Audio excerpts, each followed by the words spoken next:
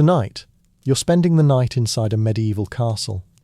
Now, if you've been imagining roaring fireplaces, feather mattresses, thick blankets, and the sort of peaceful sleep enjoyed by kings in storybooks, I'm afraid history has prepared a rather different experience.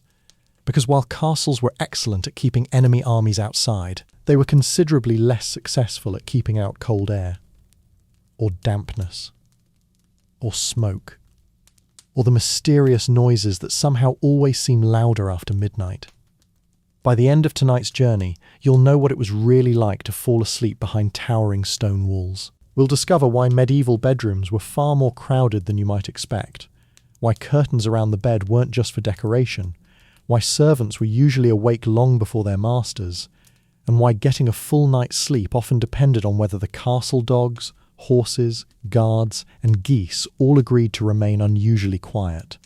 Spoiler alert, they almost never did. We'll also explore what noble families actually slept on, what ordinary servants called a bed, how castles were heated during the depths of winter, why candles could be both comforting and terrifying, and what happened if you needed to use the bathroom in the middle of the night. Let's just say, you probably wouldn't look forward to it. Along the way, we'll meet kings, queens, ladies-in-waiting, sleepy guards, overworked servants, wandering monks, castle cooks finishing long days in the kitchen, and countless ordinary people who all experienced the same castle very differently once the sun disappeared behind the walls. As always, our journey isn't about great battles or famous sieges. Instead, we'll explore the quieter side of history, the ordinary routines, the small comforts, the nightly frustrations, and the surprisingly familiar little moments that connected medieval families to people today. Because no matter the century, everyone has experienced a bad night's sleep. Before we settle beneath several rather scratchy wool blankets, I'd love to know where you're joining me from tonight. Leave your city, or at least your country, in the comments below. It's always a pleasure seeing how many different corners of the modern world gather together for these sleepy journeys through history. And while you're there, let me ask you one question. Could you spend just one night inside a real medieval castle, knowing there would be no electricity, no central heating, no hot shower, no soft mattress, and a very good chance you'd wake up colder than when you went to bed? Personally, I think I'd manage one night, maybe two, provided someone promised me the warmest spot beside the fireplace. Now, dim the lights if you haven't already. Settle into a comfortable position. Perhaps fluff your pillow just a little, and let the sounds of the modern world slowly drift away. The heavy wooden gates of the castle are swinging shut for the night. The drawbridge is being raised. Torches flicker gently along the stone passageways. The last servants hurry through the corridors carrying candles. Somewhere high above, a guard calls the changing of the watch. The kitchens have almost finished cleaning after supper. The horses shift quietly inside the stables. The great hall grows darker with every passing minute. And somewhere inside this enormous fortress, a bed is waiting for you. Well, something that medieval people confidently described as a bed. Whether you'll still agree with that description by morning is something we're about to discover. So, pull your cloak a little tighter against the evening chill. Mind the icy draught slipping beneath the oak doors. And let's spend the night inside a medieval castle, where our journey through history begins. The last rays of sunlight disappear behind the castle walls. The enormous wooden gates creak shut with a slow groan that echoes across the courtyard. Outside, the countryside grows quiet. Inside, an entirely different night is just beginning. You step through the entrance hall, your boots clicking softly against worn stone floors, polished smooth by countless generations before you. The air immediately feels different, cooler, heavier. It carries the scent of burning oak, damp stone, melting candle wax, old timber, and somewhere in the distance, tonight's supper still lingering from the castle kitchens. It's not unpleasant, just unmistakably medieval. You glance upward. The ceiling disappears into darkness several stories above. Heavy wooden beams stretch across the hall like the ribs of an enormous ship turned upside down. Tiny flames flicker inside iron wall sconces. Their light dances across rough stone, making every shadow seem just a little alive. Beautiful. Until you remember you'll be walking these corridors again later, possibly carrying only a single candle. Castles always look wonderfully mysterious, right up until you're the one wandering through them at midnight. A servant hurries past carrying a bundle of firewood nearly as large as himself. He offers a polite nod but doesn't stop. Nobody inside a castle seems to move slowly this time of evening. Night creates a surprising amount of work. The great hall, which only an hour ago echoed with conversation, laughter, and the clatter of wooden bowls, has begun changing completely. Long tables are being cleared. Bread crumbs are swept into baskets. Large wooden benches scrape across the floor as servants push them back against the walls. Several boys carefully collect pewter cups one by one, trying very hard not to drop anything. Judging by the nervous expression on one apprentice's face, he's probably dropped something before, more than once. Near the enormous fireplace, two cooks continue working long after supper has officially ended. One stirs tomorrow's broth inside a heavy iron pot. The other hangs strips of salted meat from wooden hooks. Castle kitchens rarely stop. Someone always needs feeding. A late arriving messenger. An exhausted guard. Perhaps a noble returning from an unexpected journey. Food waits for no one's schedule. The enormous fire crackles steadily. You instinctively move closer. Warmth has become surprisingly valuable already. Despite the roaring flames, much of the hall remains chilly. That's one of the first surprises about medieval castles. They're built from enormous blocks of stone. Stone is incredibly strong. It's excellent during a siege. Unfortunately, stone is also remarkably good at absorbing cold. During winter, the walls themselves seem determined to remain colder than almost everything around them, even after hours of burning fires. You place your hand gently against one wall. Instant regret. It feels as though the stone has been storing winter for centuries. Somewhere high above, footsteps echo along the wooden gallery overlooking the hall. The sound travels everywhere. That's another thing you'll quickly notice. Privacy is remarkably difficult inside a castle. Stone corridors bounce noise from room to room. A single door closing can be heard halfway across the building. A barking dog in the courtyard. A horse shifting inside the stable. A servant laughing somewhere below. Everything blends together into the castle's endless nighttime soundtrack. If you're hoping for complete silence, you've chosen the wrong century. A bell suddenly rings somewhere deeper inside the fortress. Not loudly, just once. Several servants immediately change direction. Nobody asks questions. They already know exactly what that bell means. One heads toward the chapel. Another disappears upstairs carrying fresh candles. Two others begin closing thick wooden shutters over narrow windows. Evening routines happen with practiced precision. Everyone knows their job. Everyone knows the order. The castle has followed this rhythm every night for years, perhaps generations. Near the entrance, a pair of guards prepare to change shifts.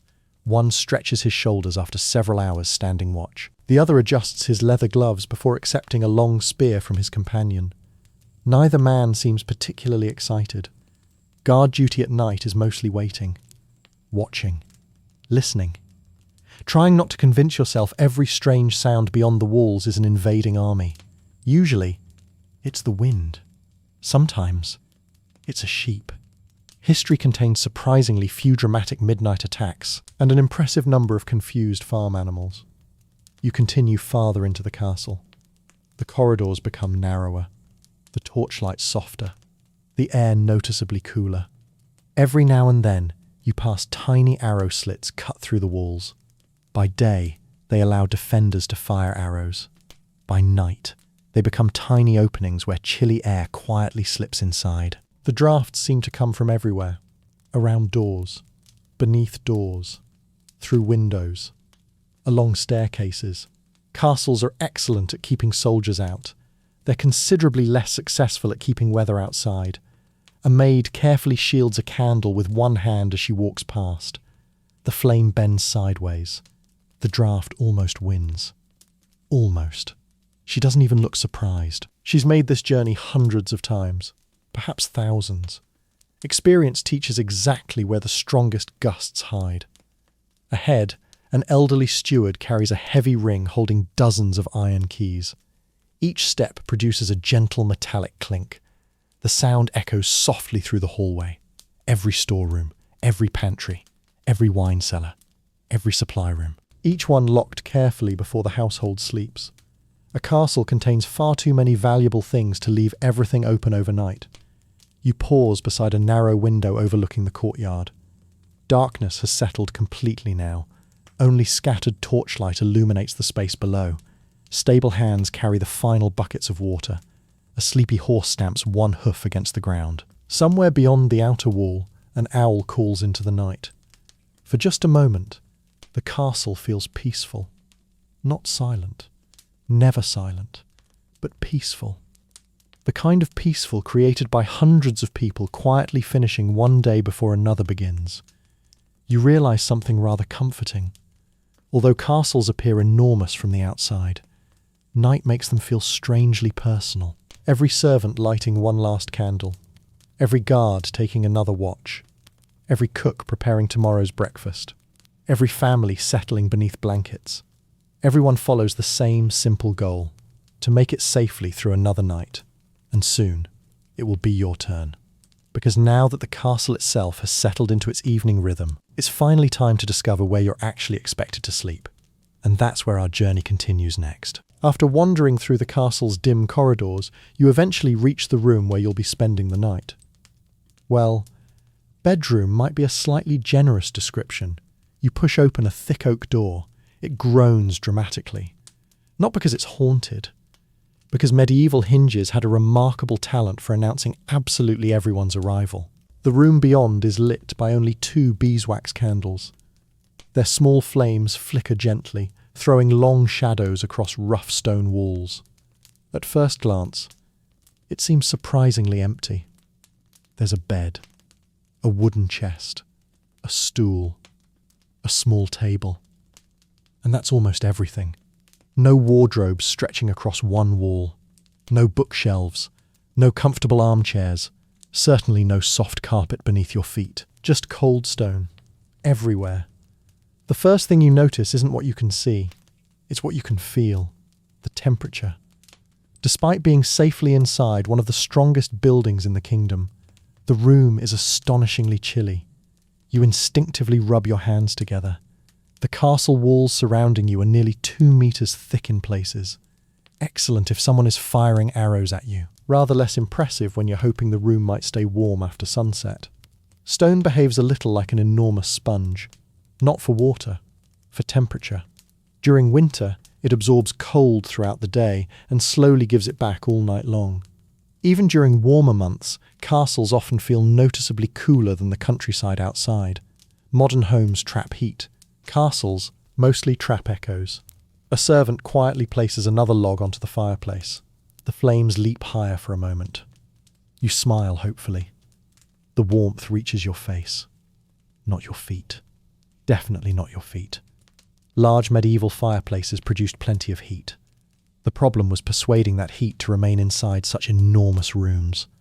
Most of it drifted upward, straight toward the ceiling, where nobody happened to be sleeping. If warm air had any sense of fairness, it would have stayed lower. Instead, it spent the evening heating beams no one could reach. You move closer to examine the bed. From a distance, it actually looks rather grand. Tall wooden posts stand at each corner. Heavy curtains hang neatly around the sides. A carved headboard rises proudly behind several thick-looking blankets. For a brief moment, you begin feeling slightly more optimistic. Perhaps castle life won't be so uncomfortable after all. Then you notice the mattress. It's certainly not memory foam, nor springs, nor anything your back would immediately recognize as friendly. Instead, it's filled with straw, sometimes dried grass, sometimes wool, occasionally feathers if the owner is especially wealthy. But feathers remain expensive. Most people spend the night sleeping on whatever natural materials happen to be available nearby. The mattress feels firm, very firm. The sort of firm that politely reminds every bone in your body exactly where it is. You press one hand against it. Crunch. The straw answers back. Apparently your mattress has opinions. The servant notices your expression. You'll get used to it. Perhaps. Although history suggests humans have been saying exactly that about uncomfortable beds for thousands of years, the bed itself stands unusually high above the floor, far higher than modern beds. There's a practical reason. Cold air settles near the ground. Sleeping several feet above the stone floor keeps you slightly warmer, only slightly. Every little advantage matters, especially in January. You also notice the thick curtains surrounding the bed. Modern visitors often assume they're there for privacy, a perfectly reasonable guess. But warmth is the real priority. Once the curtains are closed, they trap a small pocket of warmer air around the sleeper. Not hot, simply less cold. Think of them as medieval insulation, made from fabric instead of fiberglass. Of course, curtains solve one problem while creating another. Fresh air becomes somewhat limited. By morning, the space inside can feel rather stuffy. Then again, choosing between slightly stale air and freezing temperatures isn't a particularly difficult decision. You quietly choose warmth. The blankets piled neatly across the mattress deserve a closer look. They're wonderfully thick, wonderfully heavy, and wonderfully made from wool. Wool was one of medieval Europe's greatest treasures. Even when slightly damp, it continued trapping warmth. A good wool blanket might serve an entire family for generations. It wasn't unusual for blankets to appear in wills, passed from parents to children alongside land, tools, or livestock. A warm blanket represented real wealth, not because it looked impressive, because winter cared very little about appearances. Nearby stands the room's only window. Calling it a window might raise modern expectations. It's little more than a narrow opening cut through the stone wall. Some wealthy chambers contain small panes of glass. Many don't. Glass remains expensive. Even where glass exists, it's often made from many tiny pieces joined together with strips of lead. The view outside appears slightly distorted, rather like looking through the bottom of an old bottle. You reach toward the frame. Another icy draft greets your fingers. Somehow, the wind has found you again. It always does. You begin wondering whether castles secretly invite cold air inside. Some mysteries remain unsolved. Then comes another surprise. Just as you're beginning to imagine a peaceful evening alone, the door opens. Another servant enters carrying fresh blankets. Behind him walks a lady's companion. Then another maid. Then a young page carrying a brass candle holder. The room suddenly feels considerably busier. That's because medieval noble bedrooms are rarely private spaces. Servants help prepare the fire, lay out tomorrow's clothes, close the bed curtains, remove shoes, extinguish candles. Sometimes they even sleep in adjoining rooms or directly outside the chamber in case their lord or lady requires assistance during the night. Privacy, at least by modern standards, is surprisingly rare. For wealthy families, a bedroom isn't simply somewhere to sleep. It's another working room within the household. People come and go constantly. Even after sunset, you suddenly realize something. The castle may be preparing for bedtime, but very few people have actually gone to bed yet, because before anyone can sleep, the entire household still has dozens of small evening rituals left to complete, and that's where our journey continues next. You might imagine that, after a long day inside a medieval castle, everyone simply climbed into bed, wished each other good night, and drifted peacefully off to sleep. Not quite. Going to bed inside a castle was less like flipping a light switch, and more like slowly shutting down a small village. Hundreds of people still had jobs to finish before anyone could truly rest. As you stand inside your chamber, another servant quietly enters carrying a large brass candlestick. The flame wobbles gently as he crosses the room. He lights 2 more candles before carefully trimming the burnt ends of the old ones with a small pair of metal snuffers. Candles weren't something you wasted, especially beeswax candles. Those belonged among the more expensive comforts of medieval life. Unlike tallow candles made from animal fat, beeswax burned with a cleaner flame and produced far less unpleasant smoke. They also smelled considerably better, which, given some of the other scents drifting through a medieval castle, was greatly appreciated. The servant studies each candle carefully. One is burning lower than the others. He quietly replaces it with a fresh one. Nothing dramatic. Just another small task repeated every single evening. Nearby, another maid begins preparing tomorrow's clothing. She smooths wrinkles from a wool tunic, brushes dust from a cloak, places a leather belt neatly across a wooden chair. If you're wealthy enough to own embroidered garments or fine linen, they receive even more attention. Clothing represents a serious investment. You don't simply throw it onto the floor. Besides, stone floors have an astonishing ability to make almost anything feel damp by morning. Across the corridor, another room is following almost exactly the same routine. You hear muffled conversation, a chair scraping gently across the floor, someone laughing quietly before being politely reminded that several members of the household are already trying to sleep. Castles may have thick walls, but they are rarely silent. Some sounds simply travel wherever they please. A servant kneels beside the fireplace and rearranges the burning logs with a long iron poker. Bright sparks leap upward. He adds one final piece of oak. Not enough to keep the fire blazing all night. That would require an impossible amount of wood. Instead, the goal is simple. Keep enough heat lingering until everyone is safely asleep. By morning, the fire will mostly be glowing embers. Someone will have to build it all over again. Fortunately, someone always does. One of the younger pages appears carrying a heavy ceramic warming pan. At first glance, it resembles an oversized frying pan with an unusually long wooden handle. Inside rests a bed of glowing charcoal. He carefully slides it beneath the blankets for several moments.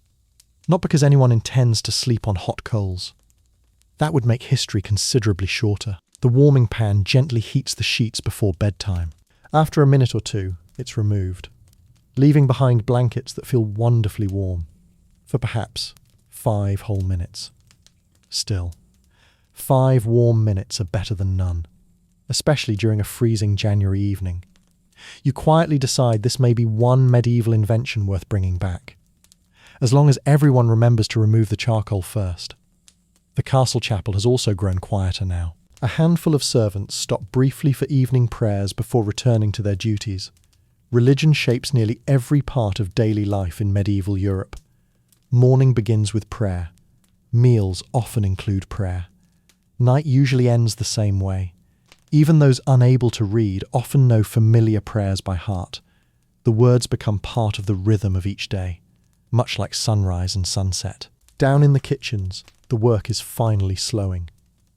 The enormous cooking fires that roasted meat all afternoon are allowed to burn lower. Iron pots are scrubbed with sand. Wooden bowls are stacked neatly upon shelves. Remaining bread is wrapped in cloth. Nothing useful is left lying about carelessly. Food is valuable.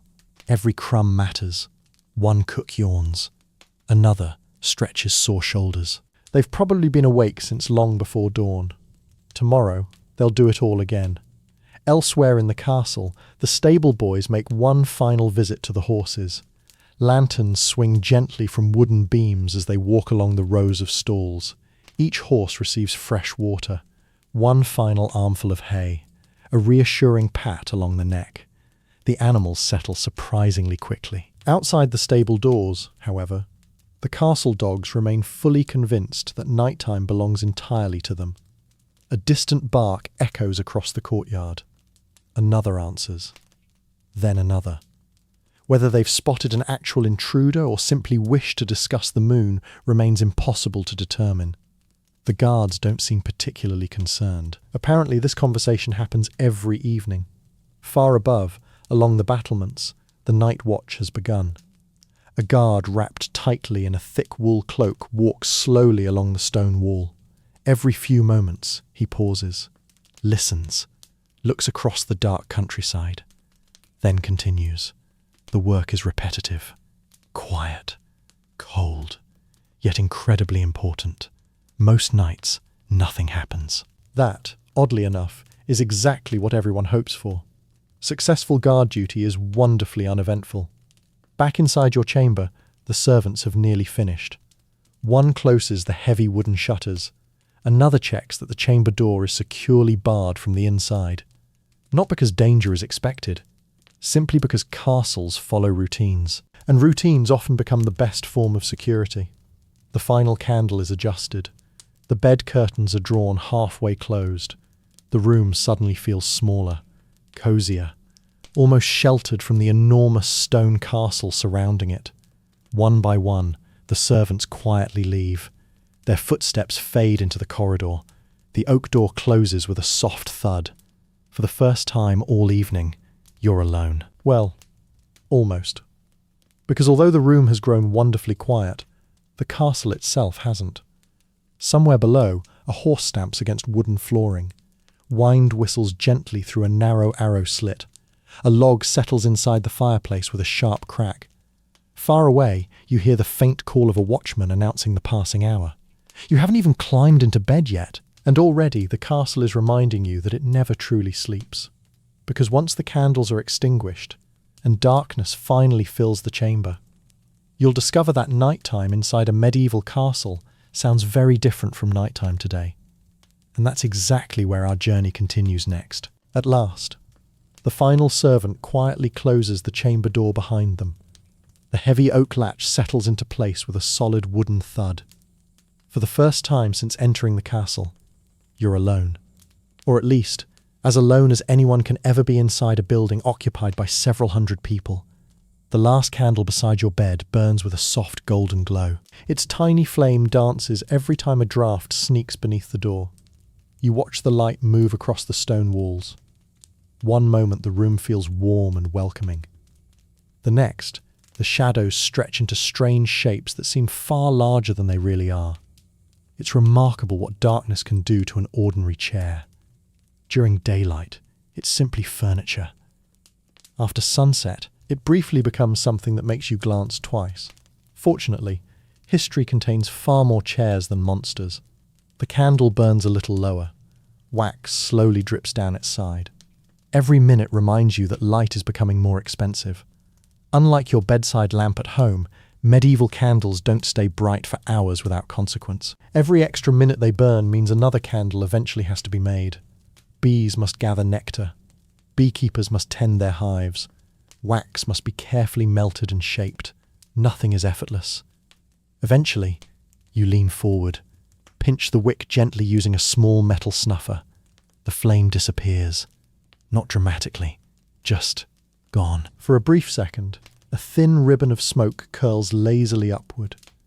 Then, darkness. Real darkness. The sort that's increasingly difficult to experience today. No glowing alarm clock. No streetlights filtering through curtains. No tiny light from a charging phone across the room. Inside a medieval castle, once the candle disappears, night arrives completely.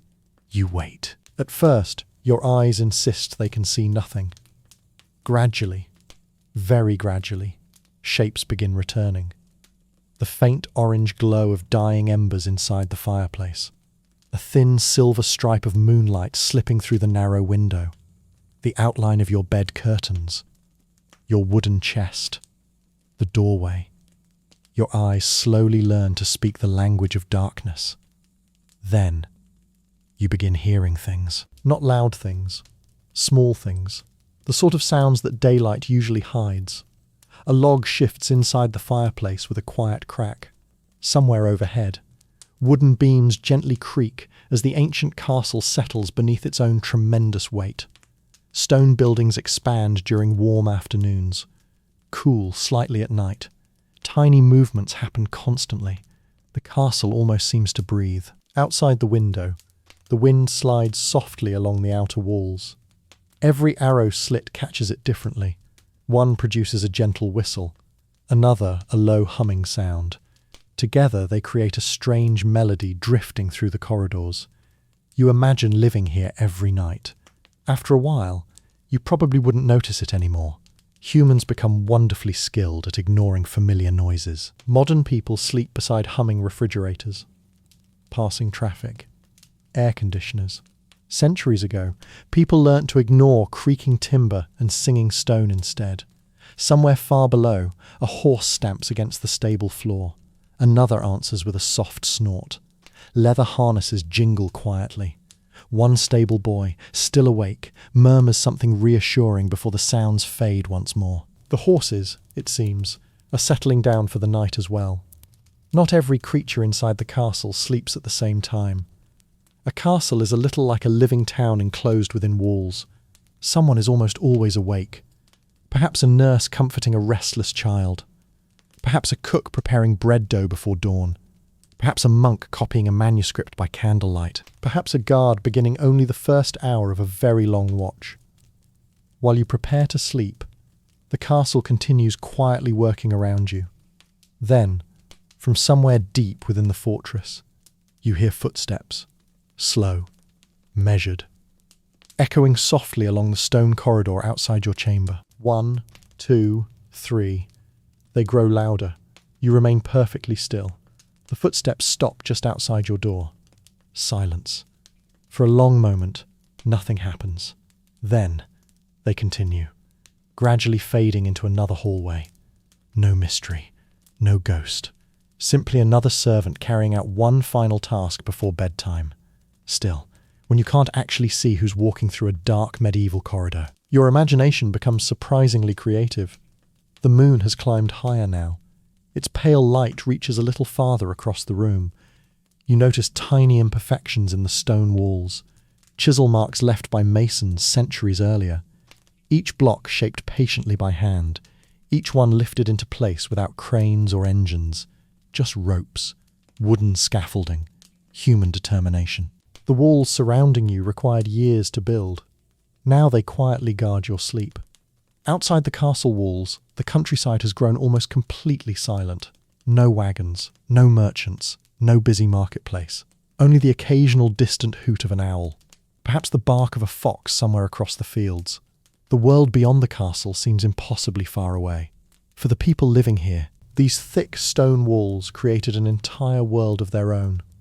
Then, from somewhere high above, a voice breaks the silence. The watchman, calling the hour across the sleeping castle. His words drift gently through the cool night air.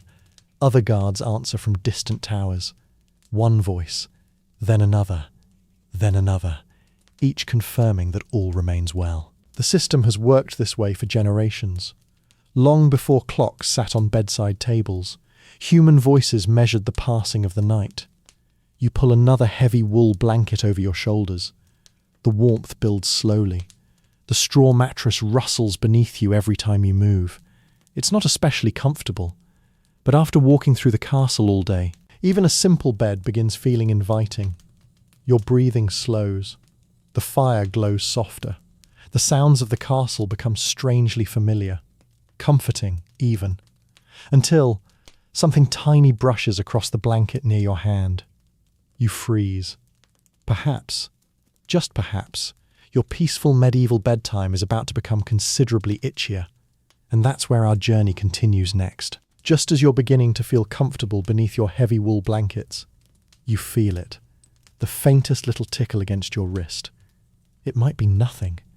Perhaps a loose thread from the blanket. Perhaps a tiny piece of straw poking through the mattress. You wait. There it is again. This time a little higher. You slowly lift the blanket. Nothing. At least, nothing you can immediately see. Welcome to one of medieval castle life's least glamorous realities. Tiny creatures had an unfortunate habit of believing they lived there too. Now, before you imagine every castle being completely overrun with insects, the truth is a little more ordinary. People in the Middle Ages disliked pests every bit as much as you do. They cleaned when they could. They swept floors. They aired bedding. They burned pleasant-smelling herbs. They kept cats. Lots of cats. Because one thing medieval people understood perfectly well was this: anything that eats mice is usually worth keeping around. You hear a soft sound near the fireplace. A pair of bright eyes briefly catch the glow of the dying embers. A castle cat. It pauses, looks directly at you, then quietly disappears beneath a wooden chest in pursuit of some small nighttime adventure. No introductions. No ceremony. Just another employee beginning the night shift. Cats were remarkably useful residents inside castles. Granaries filled with wheat attracted mice. Kitchens attracted mice. Storerooms attracted mice. And where mice gathered, cats usually followed. It's one of history's longest-running professional partnerships. Unfortunately, Cats weren't quite so effective against every unwanted visitor. Fleas, for example, they were almost impossible to avoid completely. People shared homes with dogs, with horses, with sheep, with chickens, sometimes even with each other in surprisingly crowded sleeping spaces. Every animal carried the occasional hitchhiking passenger. Modern vacuum cleaners, chemical treatments, and washing machines were still many centuries away. People relied on simpler methods. Fresh straw replaced old bedding. Blankets were hung outside whenever weather allowed. Clothing was brushed carefully. Rooms were swept. It helped. But perfection remained frustratingly out of reach. You carefully inspect your blanket again. The wool feels wonderfully thick, slightly rough, wonderfully warm. It also has another advantage. Good wool is surprisingly durable. Many blankets remained in use for decades. Some passed from parents to children. Others appeared in household inventories alongside valuable furniture and livestock. A well-made blanket represented real wealth. People cared for them carefully. You begin wondering about the straw inside your mattress. Fresh straw smells pleasantly earthy, dry, clean, comfortable enough. The problem comes when months pass without replacing it. Gradually, it becomes flatter, dustier, less welcoming. Castle servants regularly replaced bedding whenever possible, especially in wealthier households. Not every castle could afford such luxury. Smaller households often stretched materials for as long as practical. Nothing useful was wasted. A young maid enters quietly carrying an armful of fresh lavender. She notices the almost finished fire. Without speaking, she places several small bundles among the rushes scattered across the floor. Almost immediately, the room begins smelling sweeter. Lavender wasn't chosen simply because it was pleasant. People believed fragrant herbs helped freshen rooms and discourage unwanted insects. Mint, rosemary, chamomile, sweet woodruff. Throughout medieval Europe, herbs served countless purposes beyond cooking. Some truly helped. Others probably worked mainly because they gave people hope. Still, hope has always been surprisingly comforting, especially before bedtime. You glance down at the floor. Instead of polished hardwood or fitted carpets, the stone is covered with fresh rushes, long reeds cut from wetlands and spread across the ground. They make the room feel warmer beneath your feet. Softer too. Every few days or weeks, depending on the household, the old rushes are swept away and replaced with fresh ones. At least, that's the goal. In reality, busy servants sometimes had more urgent tasks. Fresh rushes occasionally remained slightly longer than anyone intended. History has a wonderful habit of reminding us that household chores have always been easier to postpone until tomorrow. Some castles scattered sweet herbs through the rushes as well. Every step released gentle fragrances into the air. A surprisingly simple form of medieval air freshener. No batteries required. Outside your chamber, footsteps approach once more. Not hurried. Not alarming. Simply another servant making final rounds. You hear a soft scratching sound. Then the chamber door opens just enough for the castle cat to stroll confidently back inside. Apparently, its patrol has been successful. It curls itself neatly beside the dying fireplace. Within moments, it's asleep. Cats, it seems, have always mastered the art of becoming comfortable almost anywhere. You quietly envy that talent. The castle settles even deeper into the night. The wind has softened. The horses have grown quiet. Even the distant dogs seem to have decided that whatever emergency required endless barking earlier has now resolved itself. At last, real stillness begins filling the room. You close your eyes. The wool blankets grow warmer. Your breathing becomes slower. The straw mattress no longer feels quite so unfamiliar. Perhaps, just perhaps, you're finally about to enjoy a proper medieval night's sleep. Then, from somewhere high above your head, a loud squeak echoes across the wooden ceiling beams. Another answers. Then another. You open one eye. The castle's tiniest nighttime residents have apparently decided the evening is just getting started. And that's where our journey continues next. You lie perfectly still beneath your heavy wool blankets. The fire has burned down to a bed of glowing red embers. The room is almost completely dark now, lit only by a thin ribbon of moonlight creeping through the narrow window. Your eyes are finally beginning to close. Your breathing has slowed. The straw mattress no longer feels quite so unfamiliar. Perhaps you've adjusted. Perhaps sleeping in a medieval castle won't be quite as impossible as you first imagined. Then, squeak. A tiny sound echoes from somewhere above. You ignore it. Another follows. Then another. Soon it sounds as though several very small creatures have organized an enthusiastic foot race across the ceiling beams. Welcome to the castle's permanent nighttime residents. Mice. Not enormous ones. Not terrifying ones. Just ordinary house mice doing what mice have always done best. Looking for crumbs. Castle kitchens stored enormous quantities of grain, flour, dried peas, oats, and bread. Even the cleanest household attracted hungry little visitors. A castle was, from a mouse's perspective, a wonderfully successful restaurant. Fortunately, the castle cat appears to have heard exactly the same sound. One ear twitches, then another. Without making the slightest noise, it rises from beside the fireplace. Its tail remains perfectly still. Its paws seem to float across the stone floor. The hunt has officially begun. You almost feel sorry for the mouse. Almost. A few seconds later, silence returns. The cat settles back beside the fire, looking quietly pleased with itself. Some problems truly have elegant solutions. Outside, however, the night has only just begun. A distant horse lets out a long, sleepy snort from the stables. Another stamps against the wooden floor. Leather harnesses gently clink together.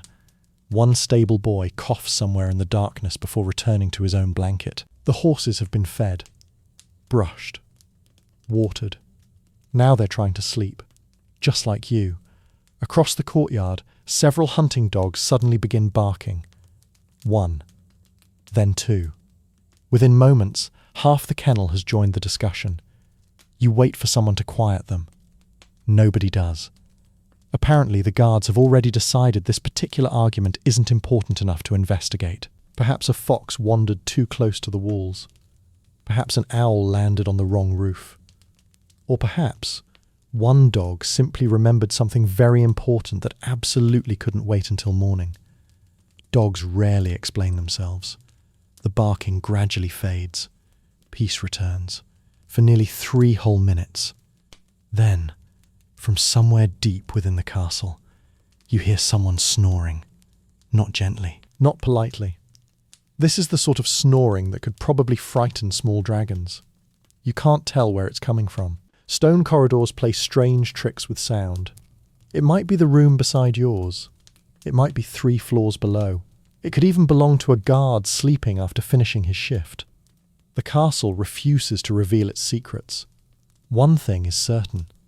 Someone is enjoying an exceptionally deep sleep. Perhaps history's greatest mystery isn't how castles were built, it's how anyone slept through noises like that. Then again, after working from sunrise until well after sunset, medieval people were probably far too exhausted to worry about a little background noise. Hard physical labour has always been an excellent sleeping medicine. Your modern sleep tracker would likely be very impressed. Outside your narrow window, clouds drift slowly across the moon. The room grows darker, then brighter, then darker again. The changing light creates new shadows every few minutes. A wooden stool suddenly resembles a crouching figure. The bedpost briefly looks unusually tall. Your travelling cloak hanging from a peg appears surprisingly mysterious. Then the moon emerges once more. Everything returns to being perfectly ordinary. Darkness has always possessed a lively imagination. Somewhere high above, another guard calls into the night. His voice carries clearly across the battlements. A second watchman answers from a distant tower. Then another.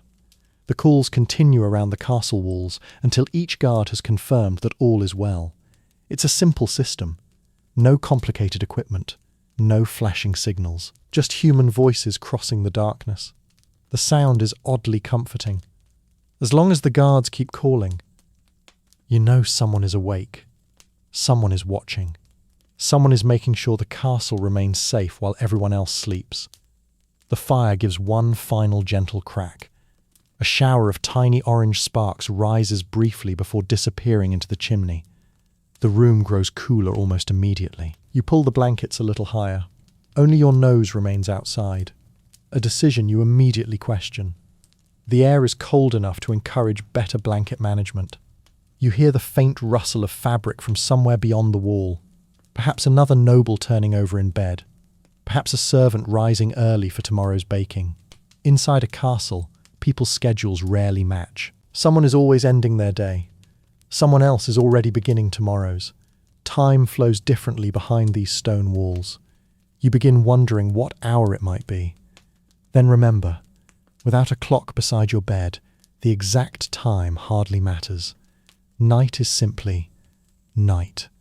The next important event will arrive when the first hint of dawn touches the eastern sky. Until then, the castle belongs to shadows, embers, sleepy guards, quiet servants, and anyone fortunate enough to remain asleep through all of it. You smile to yourself. When people dream of spending a night inside a medieval castle, they usually imagine royal luxury.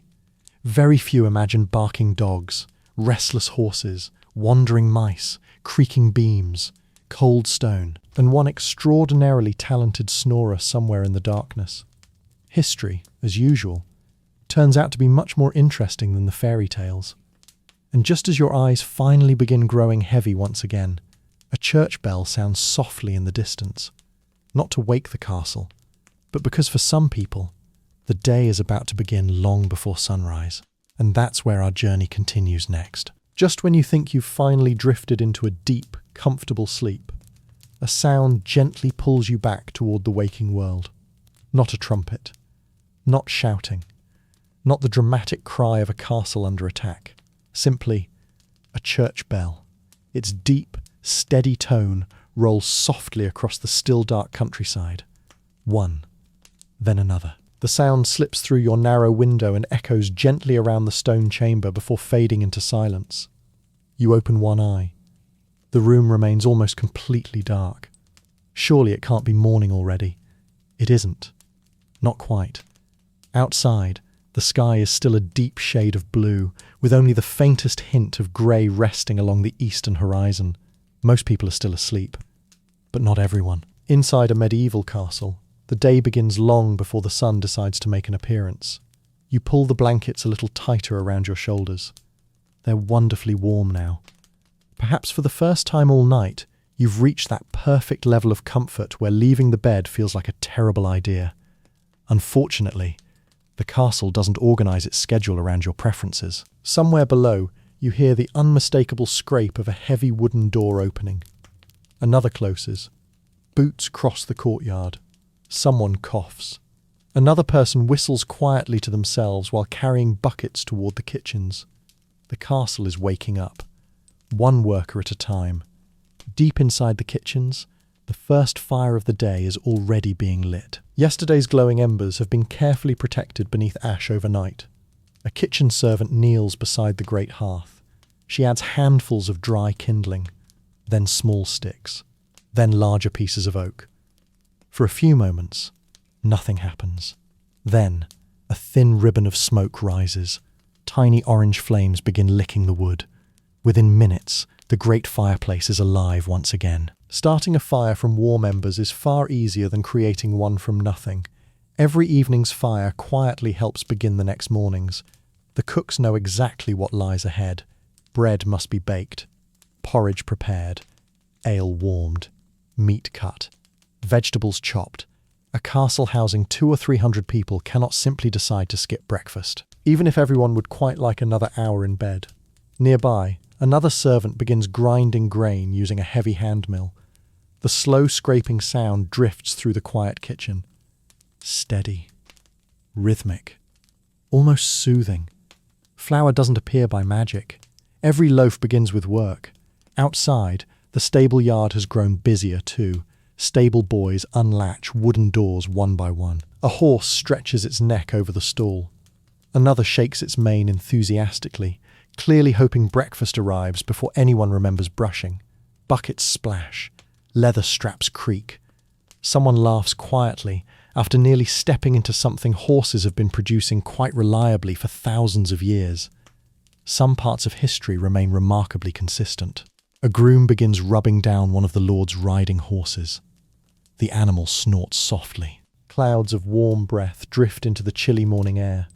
Even the horses seem reluctant to leave the comfort of their stables. You can't blame them. The morning air carries a sharp bite. Back inside your chamber, the room has grown noticeably colder. The fire has almost disappeared. Only a handful of glowing embers remain beneath a blanket of grey ash. You briefly consider climbing out of bed to add another log. Then remember, someone else usually handles that. One unexpected luxury of noble life. A few minutes later, there's a gentle knock at the door. Before you can answer, it opens slightly. A servant enters carrying fresh firewood. Without saying much more than a quiet, "Good morning," he kneels beside the hearth. Within moments, the room begins filling once again with the comforting crackle of burning oak. It's such a simple sound, yet somehow, it immediately makes the room feel more welcoming. Heat has a curious ability to improve almost everything. The servant also opens the bed curtains. Instantly, the little pocket of warmth you've been carefully protecting all night escapes into the room. Cold air rushes in.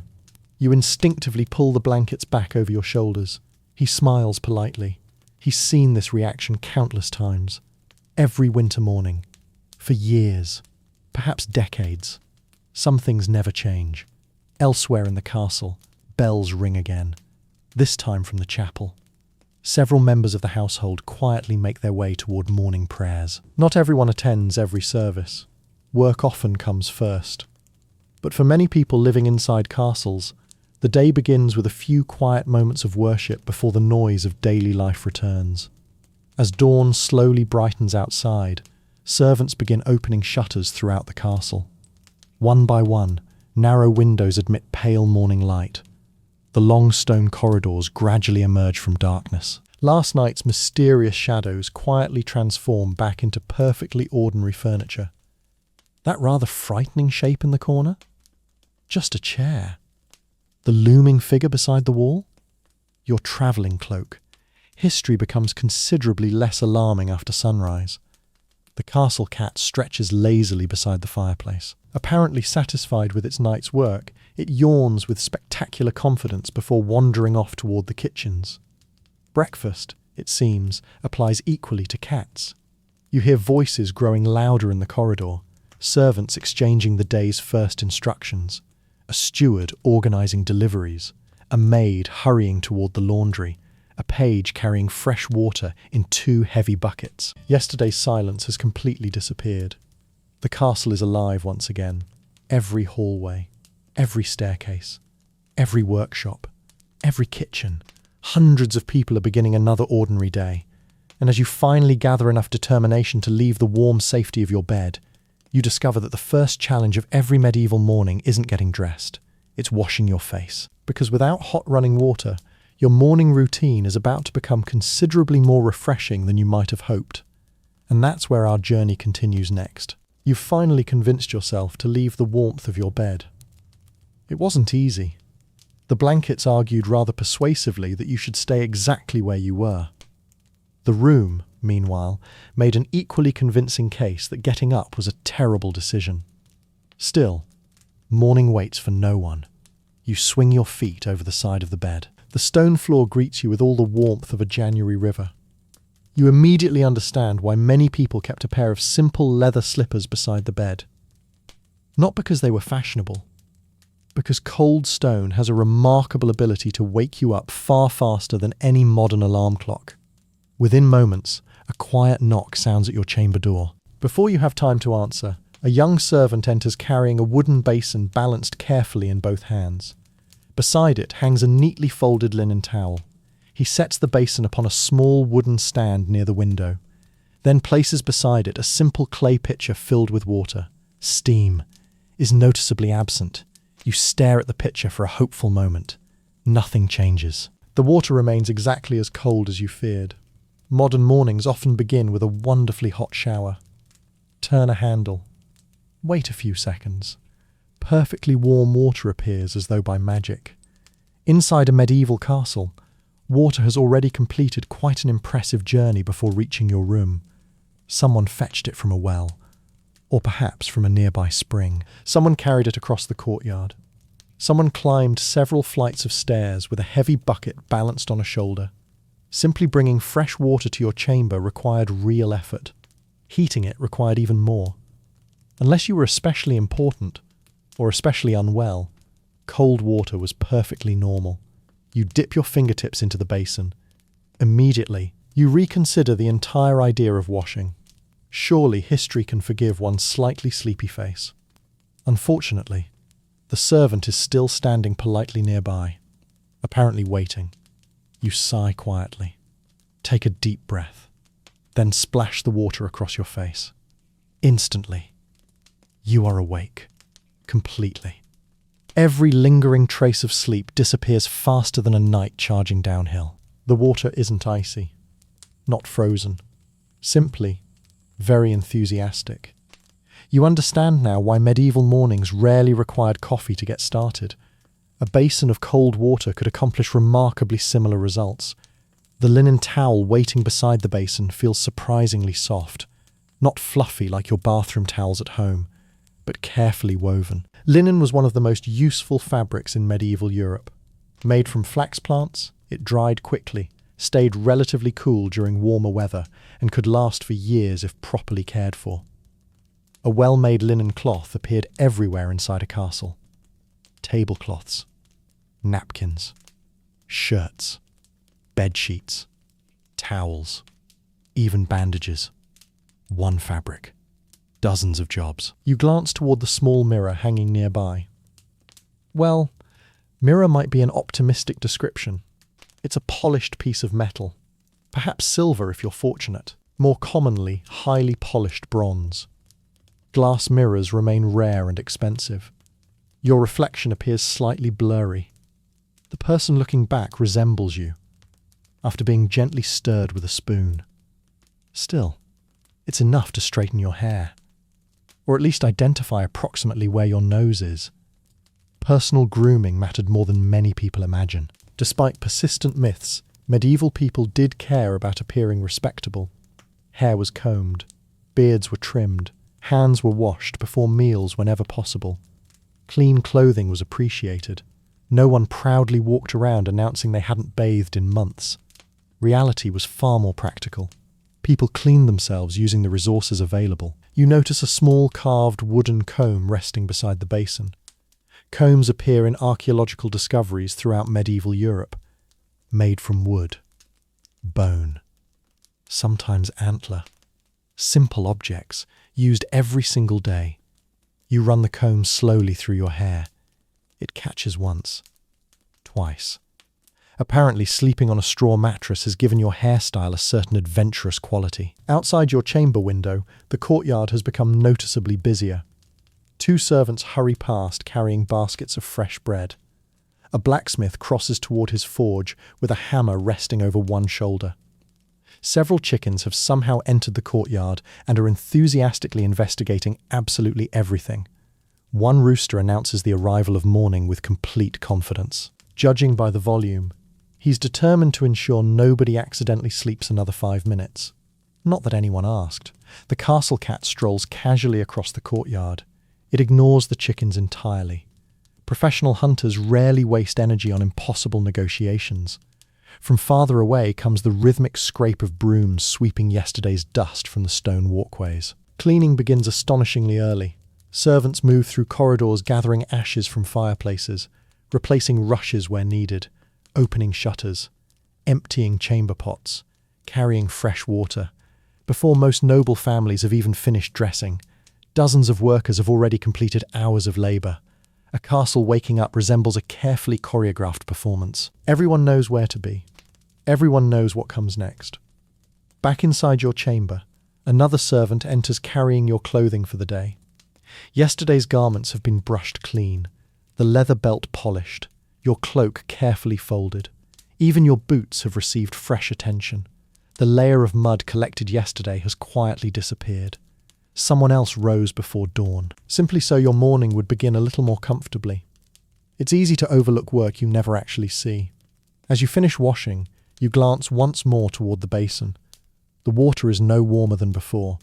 You briefly consider washing your face a second time, then wisely decide you've already demonstrated sufficient courage for one morning. Besides, a far more important reason now draws everyone toward the heart of the castle. The unmistakable smell of fresh bread has begun drifting through the corridors. And inside a medieval castle, breakfast was one meal nobody wanted to miss. And that's where our journey continues next. Long before anyone begins discussing politics, reviewing the day's plans, or wondering whether the weather looks suitable for hunting, one question quietly takes priority over everything else. What's for breakfast? The answer depends very much on who you are. The aroma reaches your chamber before you ever leave it. Fresh bread, wood smoke, warm porridge, a hint of herbs drifting through the corridor. After spending the night in a cold stone room, it smells absolutely magnificent. You pull your wool cloak a little tighter around your shoulders and step into the hallway. The castle has changed completely since last night. Only a few hours ago, these corridors echoed with whispering servants carrying candles. Now, they're full of movement. A maid balances a basket of warm loaves against one hip. A page rushes past, carrying a polished silver pitcher nearly as tall as his knees. Two cooks are arguing, very politely, about whether more onions should be sent up from the cellar. Apparently, every generation has believed the kitchen could use just one more onion. You follow the growing smell of fresh bread through a maze of stone passages. Eventually, the corridor opens into the great hall. Yesterday evening it was filled with flickering torchlight and the sounds of supper. This morning, sunlight streams through the tall windows, catching tiny clouds of dust floating lazily in the air. Long wooden tables stand ready once again. Servants move quickly between them, placing wooden trenchers, pottery cups, and baskets lined with clean linen. Unlike modern breakfasts with endless choices of cereal, pancakes, pastries, fruit juices, and coffee, medieval breakfasts were usually much more practical. Food existed to prepare you for work, not to impress your taste buds. For many ordinary people, breakfast might simply be yesterday's bread, perhaps softened in warm ale, or dipped into broth, maybe accompanied by a piece of cheese if supplies allowed. Nothing extravagant, just enough to begin another demanding day. Noble households enjoyed a little more variety. Fresh bread, cheese, cold slices of leftover meat from the previous evening, butter when available, boiled eggs, occasionally fresh fruit during the right season. Even then, breakfast remained surprisingly modest compared to the great evening feasts people often imagine. A servant sets a loaf onto the table directly in front of you. It isn't perfectly white, quite the opposite. The bread has a rich brown colour, with a thick crust that crackles gently as it's sliced. Modern white bread would have looked rather unusual in many medieval households. Most flour still contains parts of the grain that modern mills often remove. The result is heartier, denser, more filling. You tear off a piece while it's still warm. Steam rises slowly into the cool morning air. The smell alone almost justifies waking before sunrise. Almost. Beside the bread sits a small wooden bowl of fresh butter, not whipped, not flavoured, simply butter, made by patiently churning cream until it finally decided to cooperate. Every spoonful represented hours of work. Nothing appeared effortlessly upon a medieval table. Nearby, another servant pours warm pottage into shallow bowls. Pottage is one of those wonderfully practical medieval foods. Think of it as somewhere between a thick soup and a stew. Whatever vegetables happen to be available: barley, oats, peas, leeks, cabbage. Perhaps a little meat if fortune has smiled recently. Everything simmers together until it becomes rich, filling, and wonderfully economical. Yesterday's leftovers often become today's breakfast. Waste very little. Feed everyone. It's difficult to argue with that strategy. One elderly knight tears a chunk of bread before dipping it into his bowl. No ceremony. No delicate silver spoon. Just bread doing exactly what bread has done for centuries, helping collect every last drop. Nearby, a young page watches carefully before copying exactly the same motion. Apparently, some lessons are best learned through observation. Across the hall, the lord of the castle has already taken his seat. Not on an enormous golden throne, simply a slightly raised chair at the high table. The difference is noticeable, but not nearly as dramatic as modern films sometimes suggest. Breakfast isn't a grand performance. It's simply the household beginning another day together. Conversation remains surprisingly quiet. Many people have only recently woken. Others are already thinking about the work waiting outside. The blacksmith has repairs to finish. The steward must inspect supplies. Messengers prepare horses for travel. Hunters discuss tracks reported in nearby forests. Servants mentally organize dozens of tasks before the morning is even half over. A castle never truly pauses. It simply changes activities. One young kitchen boy accidentally drops a wooden spoon. It clatters loudly across the stone floor.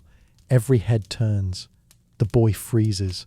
One cook sighs, hands him another spoon, and calmly points back toward the kitchen. No shouting. No dramatic punishment. Just another tiny mistake during another busy morning. History was filled with ordinary moments like this. They're rarely mentioned in great chronicles. Yet they probably happened thousands of times. You reach for your pottery cup, expecting water. Instead, you find ale.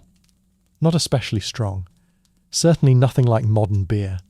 Small ale contains very little alcohol and was commonly consumed because it was often safer to drink than questionable water supplies. Children drank it. Servants drank it. Nobles drank it. Almost everyone did. It tastes mild, slightly grainy, surprisingly refreshing. You glance toward the windows. Outside, the courtyard is now completely alive. Blacksmiths are already hammering iron. Stable hands lead horses toward the training yard. Laundry flutters from wooden lines. Chickens continue wandering with absolute confidence that the castle belongs entirely to them. One goose marches proudly across the courtyard as though inspecting the morning's work. Nobody seems eager to disagree. Breakfast is ending. Wooden bowls grow emptier. Fresh loaves become scattered crumbs. Servants begin clearing the tables almost as quickly as they filled them. The day is officially underway. Soon, the great hall will empty. The castle will divide into hundreds of different jobs, each keeping this enormous household running smoothly. And you are about to discover that while noble families may have enjoyed a comfortable breakfast, the servants who made it possible had already completed half a day's work. And that's where our journey continues next. As you finish the last piece of warm bread, the great hall slowly begins to empty. The conversation grows quieter. Wooden cups are stacked together. Benches scrape gently across the stone floor as people stand to begin another busy day. For many of the castle's noble residents, the morning is only just beginning. For the servants, it feels as though they've already lived half a day. You glance toward the kitchens. Only moments ago they were overflowing with the smells of fresh bread and simmering porridge. Now they're changing once again. The breakfast bowls disappear. The tables are wiped clean. Great iron cooking pots are lifted from one fire and replaced with others. Without pausing for more than a few breaths, preparations for the evening meal have already begun. A castle never cooks just one meal at a time. The next meal is always quietly waiting around the corner. One kitchen maid carries an armful of wooden bowls toward a large washing tub. She doesn't simply rinse them. Each one must be scrubbed carefully with sand and hot water. Soap exists, but good soap remains valuable. Sand does an excellent job removing grease. Afterward, every bowl is dried by hand before returning to the shelves. You suddenly become grateful for modern dishwashers. History has many wonderful inventions. Automatic dishwashers rank surprisingly high on the list. Near the enormous fireplace, another cook hangs fresh cauldrons above the flames. One will spend the next several hours slowly cooking broth. Another is already filled with barley. Cooking for hundreds of people isn't something that begins 30 minutes before dinner. It begins almost immediately after breakfast ends. Large meals require patience. Across the room, a baker kneads another mound of dough with practiced hands. Push, fold, turn, repeat. The movement is so familiar, he barely seems to think about it anymore. Bread isn't baked once a week, or even every other day.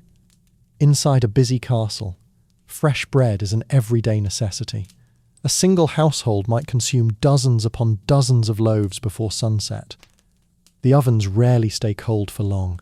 Outside in the courtyard, stable boys have become just as busy.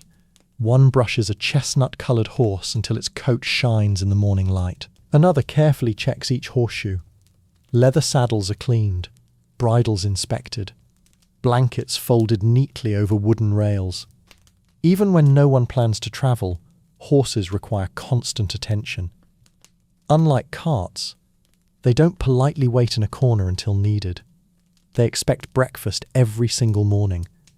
A young stable boy carries 2 heavy buckets toward the water trough. Halfway across the yard, he stops. Not because he's tired, because 3 extremely confident geese have decided the path belongs entirely to them. The boy waits. The geese stare back. Nobody moves. Eventually, the geese wander away at exactly the pace they choose. The stable boy continues his journey without saying a word. You suspect this isn't the first negotiation of its kind. Inside the castle laundry, another team of servants begins an entirely different battle. Not against invading armies, against dirt. Great wooden tubs filled with water stand ready. Clothing is soaked, scrubbed, beaten against smooth washing boards, then rinsed again. Wool garments demand careful handling. Linen shirts require patient washing. Fine embroidered fabrics receive even gentler treatment. Laundry inside a castle is never truly finished. The moment one basket becomes clean, another mysteriously appears. Nearby, a pair of women carefully spread freshly washed linen across long ropes in the morning sunshine. The breeze catches the white fabric. For a moment, the castle almost looks decorated for a festival. In reality, it's simply Tuesday, or perhaps Wednesday. Medieval laundry rarely cared what day it happened to be. Farther along the courtyard, the blacksmith's forge has already come alive. The ringing sound of iron striking iron echoes across the stone walls. Clang, clang, clang. Each blow sends tiny sparks dancing into the air. The blacksmith isn't making swords today, at least not yet. Instead, he's repairing horseshoes, sharpening farming tools, straightening bent hinges, fixing broken locks. The glamorous work of history often receives the attention. The ordinary repairs kept castles functioning. Without skilled craftsmen, even the strongest fortress slowly fell apart. A steward walks steadily across the courtyard carrying a long parchment roll beneath one arm. He pauses beside several workers, checks supplies, asks questions, makes notes using a small quill. How much flour remains? How many barrels of ale are left? Has the butcher delivered enough salted pork? Do more candles need ordering? Running a castle resembles managing a small town. Someone always has to keep track of everything. One forgotten shipment of firewood in the middle of winter could quickly become everyone's problem. As you continue watching, you begin noticing something else. Very few servants ever seem to stand completely still. One finishes carrying water. Immediately someone asks for fresh rushes. Another completes sweeping the great hall, then heads toward the guest chambers. A cook delivers bread, returns with empty baskets, starts preparing vegetables. The work flows endlessly from one task into another. There are no long coffee breaks, no quiet afternoons scrolling through a phone, simply the steady rhythm of work that keeps hundreds of lives running smoothly. Of course, not every servant performs the same job. Some spend nearly their entire lives inside the kitchens. Others rarely leave the stables. Some work almost exclusively with noble families. Others may never exchange a single word with the lord of the castle. Each role matters. Each depends upon the others. A castle is less like one enormous household, and more like dozens of smaller households working together beneath one roof. As the morning sun climbs higher into the sky, the castle grows steadily louder. Hammers, voices, footsteps, horses, doors opening, buckets splashing. The peaceful quiet of dawn has completely disappeared. By now, it feels impossible to imagine that only a few hours earlier, everyone had been asleep beneath heavy wool blankets. The castle has fully awakened. And while the servants continue their endless work, the noble residents are preparing for a very different kind of mourning. Some are heading to chapel, some to meetings, others to hunting parties or military training. Because living in a medieval castle wasn't simply about sleeping behind stone walls. It was about maintaining an entire world that never truly stopped moving. And that's where our journey continues next. Once breakfast has ended, the castle begins to separate into dozens of different worlds. The kitchens remain loud with clattering pots. The stables fill with the sounds of horses. The workshops echo with hammers. But upstairs, the noble household has a rather different schedule. At least, that's what many people imagine. Modern films often give the impression that medieval nobles spent their days lounging beside fireplaces, eating enormous feasts, and waiting for the next tournament to begin. The reality was considerably less comfortable, and much busier. You leave the great hall and climb a wide stone staircase toward the upper floors. Sunlight spills through narrow windows, forming long golden rectangles across the worn steps. Centuries of footsteps have gently hollowed the middle of each stone. Kings climbed these stairs. Queens, servants, messengers, children racing one another despite repeated instructions not to. Every generation left behind the same quiet evidence. At the top of the stairs, a young page rushes past carrying a bundle of rolled parchments tied neatly with red cord. He's moving carefully, but quickly. Somewhere, someone important is waiting. Messages arrive constantly inside a castle. Letters from neighbouring lords, reports from nearby villages, accounts from estate managers, invitations, warnings, requests for help. Running a noble household required far more paperwork than most people expect. The lord of the castle wasn't simply living inside a grand stone home. He was managing land, collecting rents, settling disputes, organising repairs, planning harvests, supervising soldiers, meeting visitors, making decisions that affected hundreds, sometimes thousands, of people living beyond the castle walls. The castle was both a home and an office. You pass a chamber where two clerks sit quietly beside a narrow window. Each has a sheet of parchment spread across a wooden desk. Quills scratch steadily across the page.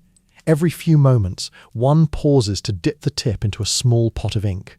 Writing remains a slow process, every letter formed carefully, every line considered.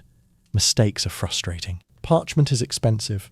You don't simply crumple the page and start again. One clerk gently blows across the fresh ink before rolling the document closed.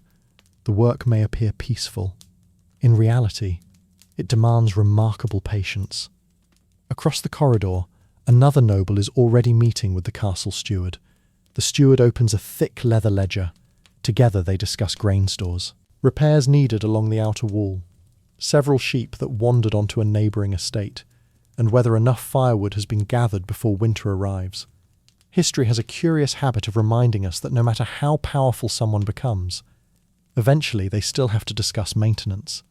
Outside, in the training yard, another group has begun their own morning routine. Young squires practice with wooden swords beneath the watchful eye of an older knight. The practice blades strike one another with sharp wooden cracks. Again and again. One eager squire charges forward a little too enthusiastically. His opponent steps neatly aside. A moment later, the ambitious young warrior is lying flat on his back, staring at the sky. The knight folds his arms. Again. No speeches, no dramatic music, just again. Learning to fight took years. Strength helped. Skill mattered even more. Nearby, another knight inspects several suits of armour hanging neatly from wooden stands. Contrary to popular belief, people didn't spend entire days wandering around inside heavy armour. It was expensive, uncomfortable, hot, and required assistance to put on properly. Most of the time, knights wore ordinary clothing unless training, travelling, or preparing for battle. Even history's most famous warriors preferred comfort whenever possible. A servant carefully oils the leather straps holding one breastplate together. Metal polished, buckles checked, nothing left to chance. Good equipment represented years of skilled craftsmanship. Replacing damaged armour was neither quick nor cheap. Across the courtyard, two noblewomen stroll slowly through a small enclosed garden. One carries a tiny basket. The other pauses occasionally to examine flowering herbs growing beside the stone path. Lavender, sage, rosemary. Many castle gardens served more than one purpose. They provided pleasant places to walk, fresh ingredients for the kitchens, medicinal plants for the household, and flowers for the chapel. Beauty and usefulness often grew side by side. One lady carefully snips several sprigs of rosemary. The fragrance drifts gently into the cool morning air. She smiles, perhaps thinking about supper, perhaps simply enjoying the quiet. Not every noble morning was filled with meetings and responsibilities. Sometimes, people simply appreciated a peaceful walk before the castle became even busier. Back inside, the castle chapel has begun filling once again. Sunlight shines through coloured glass, scattering soft patches of red, blue, and gold across the stone floor. A priest quietly prepares for the day's service. Several members of the household kneel in silent prayer. Others slip in briefly before returning to work. Faith quietly accompanies almost every part of castle life.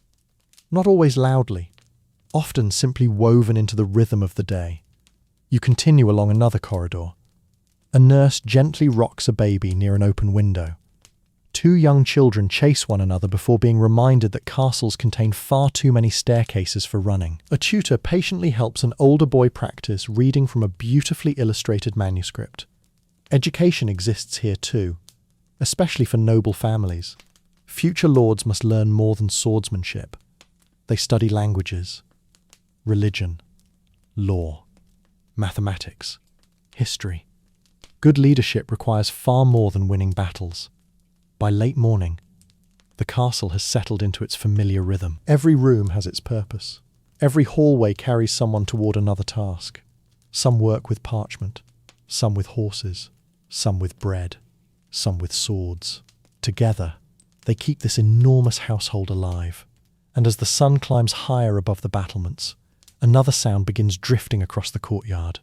Not bells, not hammers, not barking dogs. The unmistakable call of a hunting horn. It seems someone is preparing to leave the castle, and the countryside beyond the walls is about to become today's next destination. And that's where our journey continues next. The sound of the hunting horn drifts across the courtyard once more. Long, low, impossible to ignore. Almost immediately, the castle responds. Not with panic, not with soldiers rushing to defend the walls. Quite the opposite. People simply begin preparing to leave. It's easy to imagine medieval castles as places where everyone stayed safely behind enormous stone walls. After all, the walls were there for protection. The drawbridge looked wonderfully dramatic. The gatehouse appeared impressively secure. Surely people spent most of their lives inside.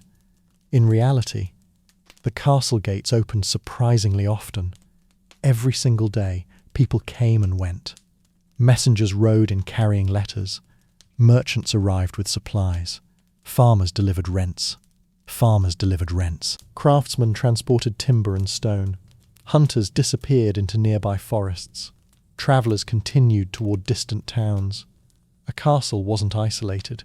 It was connected to the surrounding countryside every hour of every day. You step into the courtyard just as the morning sun begins warming the stone beneath your feet. Yesterday evening, this same space echoed with servants carrying firewood and horses returning to their stables. Now, it feels completely different. Alive. Purposeful. Busy without ever becoming chaotic. Near the stable doors, several horses are already waiting. Their coats have been brushed until they shine in the sunlight. Leather saddles sit neatly across their backs. Metal buckles catch the morning light. A groom walks slowly beside one grey mare, adjusting the straps one final time. He doesn't rush. A loose saddle halfway through a journey is far easier to prevent than repair. Nearby, another servant checks each horse's hooves, one by one, patiently. A missing horseshoe could turn a comfortable ride into a painfully slow walk. Attention to small details has always saved larger problems later. One young page appears carrying a leather satchel filled with rolled parchments. letters, official documents, perhaps invitations, perhaps tax records, perhaps news from neighbouring estates. Whatever lies inside, someone many miles away is waiting to receive it. The page carefully hands the satchel to an older messenger already mounted on horseback. The man tucks it securely beneath his cloak before giving a grateful nod.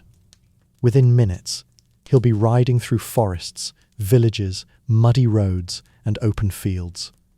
Communication in the medieval world moved no faster than the horse carrying it. You suddenly become rather grateful for email, although emails rarely offer quite the same scenery. Across the courtyard, several hunting dogs bounce impatiently against their leather leads. Unlike the dignified horses standing almost perfectly still, the dogs have absolutely no intention of pretending to remain calm. They seem to understand exactly what's about to happen. A hunt. Tails wag enthusiastically. One hound lets out a loud bark. Another immediately joins in. Within moments, the entire pack has voted unanimously in favour of leaving immediately. Their handlers, however, remain considerably less excited. One quietly reminds an especially energetic dog that enthusiasm and obedience are not always the same thing. The dog appears unconvinced. A nobleman emerges from the castle wearing sturdy leather riding boots and a thick wool cloak. Noticeably absent, a full suit of shining armour. Contrary to popular imagination, nobles didn't ride out, hunting dressed for battle. Armour was heavy, restrictive, and unnecessarily uncomfortable for an ordinary day in the countryside. Instead, practical clothing made far more sense. Warm, durable, suitable for hours on horseback. One servant hands him a pair of leather gloves. Another adjusts the clasp of his cloak. A third offers a small pouch containing food for the journey. Even short trips required preparation. Not because the countryside was impossibly dangerous, because spending several hours outdoors naturally made people hungry. Nearby, two falconers stand quietly beside a pair of magnificent birds perched calmly upon thick leather gloves. The hawks wear tiny leather hoods covering their eyes. Without the hoods, they would become distracted by every movement around them. The birds remain astonishingly calm, almost regal. One falconer gently strokes the feathers along a hawk's back. The bird barely moves. Clearly, the two know each other well. Falconry was both practical and prestigious. A skilled hunting bird represented years of patient training. Losing one could be a very expensive disappointment.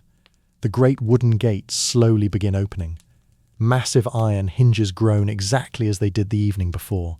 Sunlight spills through the widening entrance. Beyond the walls stretches an entirely different world. Rolling fields, woodlands, narrow dirt roads, small villages scattered across the landscape. For a moment, you realise something surprisingly easy to forget. The castle itself occupies only a tiny part of medieval life. Most people never lived inside one. Most spent their days farming, herding animals, fishing rivers, cutting timber, or tending small workshops beyond the castle walls. The fortress may dominate the landscape, but the countryside feeds it. Without surrounding farms, even the strongest castle would quickly become very hungry.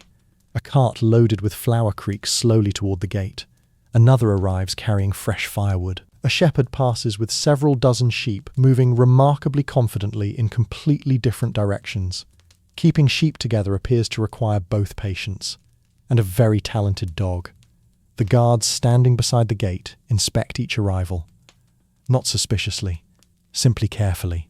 They recognize many familiar faces. The same merchants, the same craftsmen, the same craftsmen. The castle and nearby villages depend upon one another every single day.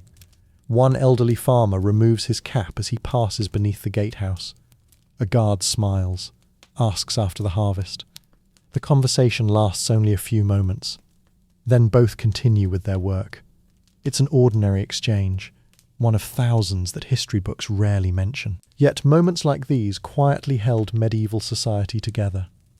As you watch the riders disappear along the winding road beyond the castle, you notice how quickly the sounds begin fading. Hooves become softer. Voices disappear. The hunting dogs bark one last time before even they vanish into the distance. Within minutes, The countryside has swallowed them completely. Behind you, however, the castle remains every bit as busy as before. Because while some people have left for the day, hundreds more are still inside, preparing lunch, repairing walls, teaching children, mending clothing, writing letters, sweeping corridors. Life inside the fortress never pauses simply because a few riders have crossed the drawbridge. And before long, the smell drifting from the kitchens begins changing once again. Breakfast has long since disappeared. Someone is already preparing the midday meal. Because inside a medieval castle, the next meal is never very far away. And that's where our journey continues next. By the time the sun climbs high above the castle walls, the morning has quietly disappeared. The blacksmith has already repaired several horseshoes. The steward has inspected the storerooms. Messengers are miles away along dusty roads. The hunting party has vanished into the surrounding forests. Even the castle cat has completed at least 3 mysterious errands that nobody witnessed, but everyone assumes were extremely important. And now, almost everyone is thinking the same thing. It's time to eat again. Unlike modern families, who often gather around a kitchen table at roughly the same hour each day, a medieval castle feeds people in waves. Some servants grab a quick meal before returning to work. Others eat later because the kitchens need them first. Guards rotate through their meal breaks depending on who's watching the walls. The lord's household usually follows a more formal schedule. Trying to feed several hundred people all at once would be rather like convincing every goose in the kingdom to walk politely through a single doorway. Possible. Perhaps. Peaceful. Almost certainly not. As you walk toward the great hall once again, the familiar smell of wood smoke greets you long before the doors come into view. Only this time, breakfast's comforting aroma of warm bread has been replaced by something richer. Slow-cooked meat, fresh herbs, onions gently softening inside enormous iron pots.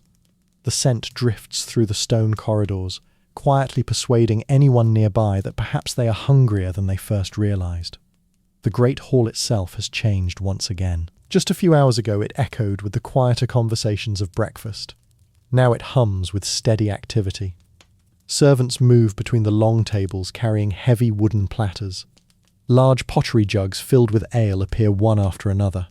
Fresh trenchers are stacked neatly into careful rows. Nothing happens by accident.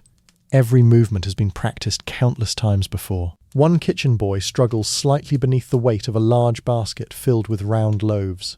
He reaches the table, sets it down, lets out a tiny sigh of relief, then immediately picks up another basket. Apparently bread has developed the remarkable ability to multiply whenever someone finishes carrying it. Near the fireplace, 2 cooks carefully lift a massive iron cauldron using thick wooden poles. It takes 4 people. Not because the pot is unusually complicated, because feeding hundreds of hungry people requires truly astonishing quantities of soup. You peek inside. Barley, leeks, carrots, onions, a generous handful of herbs, several chunks of salted beef slowly falling apart after hours of cooking. Nothing particularly fancy. Everything wonderfully filling. A good castle cook understands an important truth. A satisfied household is generally a quieter household. Nearby, another cook slices roasted pork into surprisingly modest portions. Despite what many movies suggest, people inside castles didn't eat entire roasted animals every single day. Great feasts certainly happened.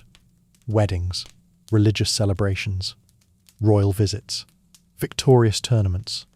Ordinary weekdays, however, tended to look considerably simpler. Good bread, a hearty stew, some meat, seasonal vegetables, enough to provide energy for another afternoon of work. Not enough to require rolling everyone home afterward. You notice something else. Nobody receives exactly the same meal. The high table where the lord and honoured guests sit enjoys slightly finer dishes, better cuts of meat, fresh fruit when available, perhaps imported spices if the household is especially wealthy. Further down the hall, the meals become simpler, still nourishing, still satisfying, just less elaborate. The difference isn't always enormous, but it is noticeable. Hierarchy quietly appears even at lunchtime. A servant carefully places a small bowl of bright yellow mustard beside the high table. You smile. Mustard has been making ordinary food more interesting for an impressively long time. Some traditions survive almost unchanged. Nearby, another servant carries a basket filled with fresh apples. They're smaller than many modern varieties. A few have odd shapes. One even has a tiny insect nibbling enthusiastically at the side. Nobody seems especially concerned. Perfectly identical fruit belongs mostly to the modern supermarket. Nature has always preferred variety. Conversation fills the hall once again. Not loud enough to become overwhelming. Just hundreds of quiet discussions happening simultaneously. A knight describes muddy roads encountered during yesterday's ride. A steward quietly asks whether another shipment of flour has arrived. Two ladies discuss herbs blooming unusually early this year. One elderly gentleman appears to be telling exactly the same hunting story he told at breakfast. His audience smiles politely. History suggests they've heard it before. More than once. A page accidentally pours a little ale onto the table while refilling a cup. He freezes, certain he's committed an unforgettable disaster. The noble simply slides the cup aside, smiles kindly. And now the table was thirsty too. The page laughs with obvious relief. Within moments, everyone returns to eating. Not every mistake becomes a tragedy. Sometimes, it's simply another story to smile about later. Outside the open doorway, life continues without pause. A carpenter crosses the courtyard carrying fresh timber. Laundry flutters gently in the summer breeze. Several chickens continue wandering with complete confidence that they personally supervise castle operations. One goose has somehow climbed halfway up the steps leading toward the Great Hall. Nobody seems eager to explain why. Some mysteries improve by remaining mysteries. Gradually, the meal begins drawing to a close. Bowls empty. Bread baskets grow lighter. Servants quietly collect trenchers almost as quickly as they were placed upon the tables. Within another hour, the Great Hall will once again transform into something entirely different. Because inside a medieval castle, no room serves only one purpose.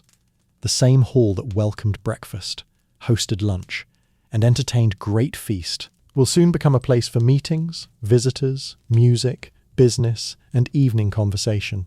A castle is always changing, always adapting, always preparing for whatever comes next.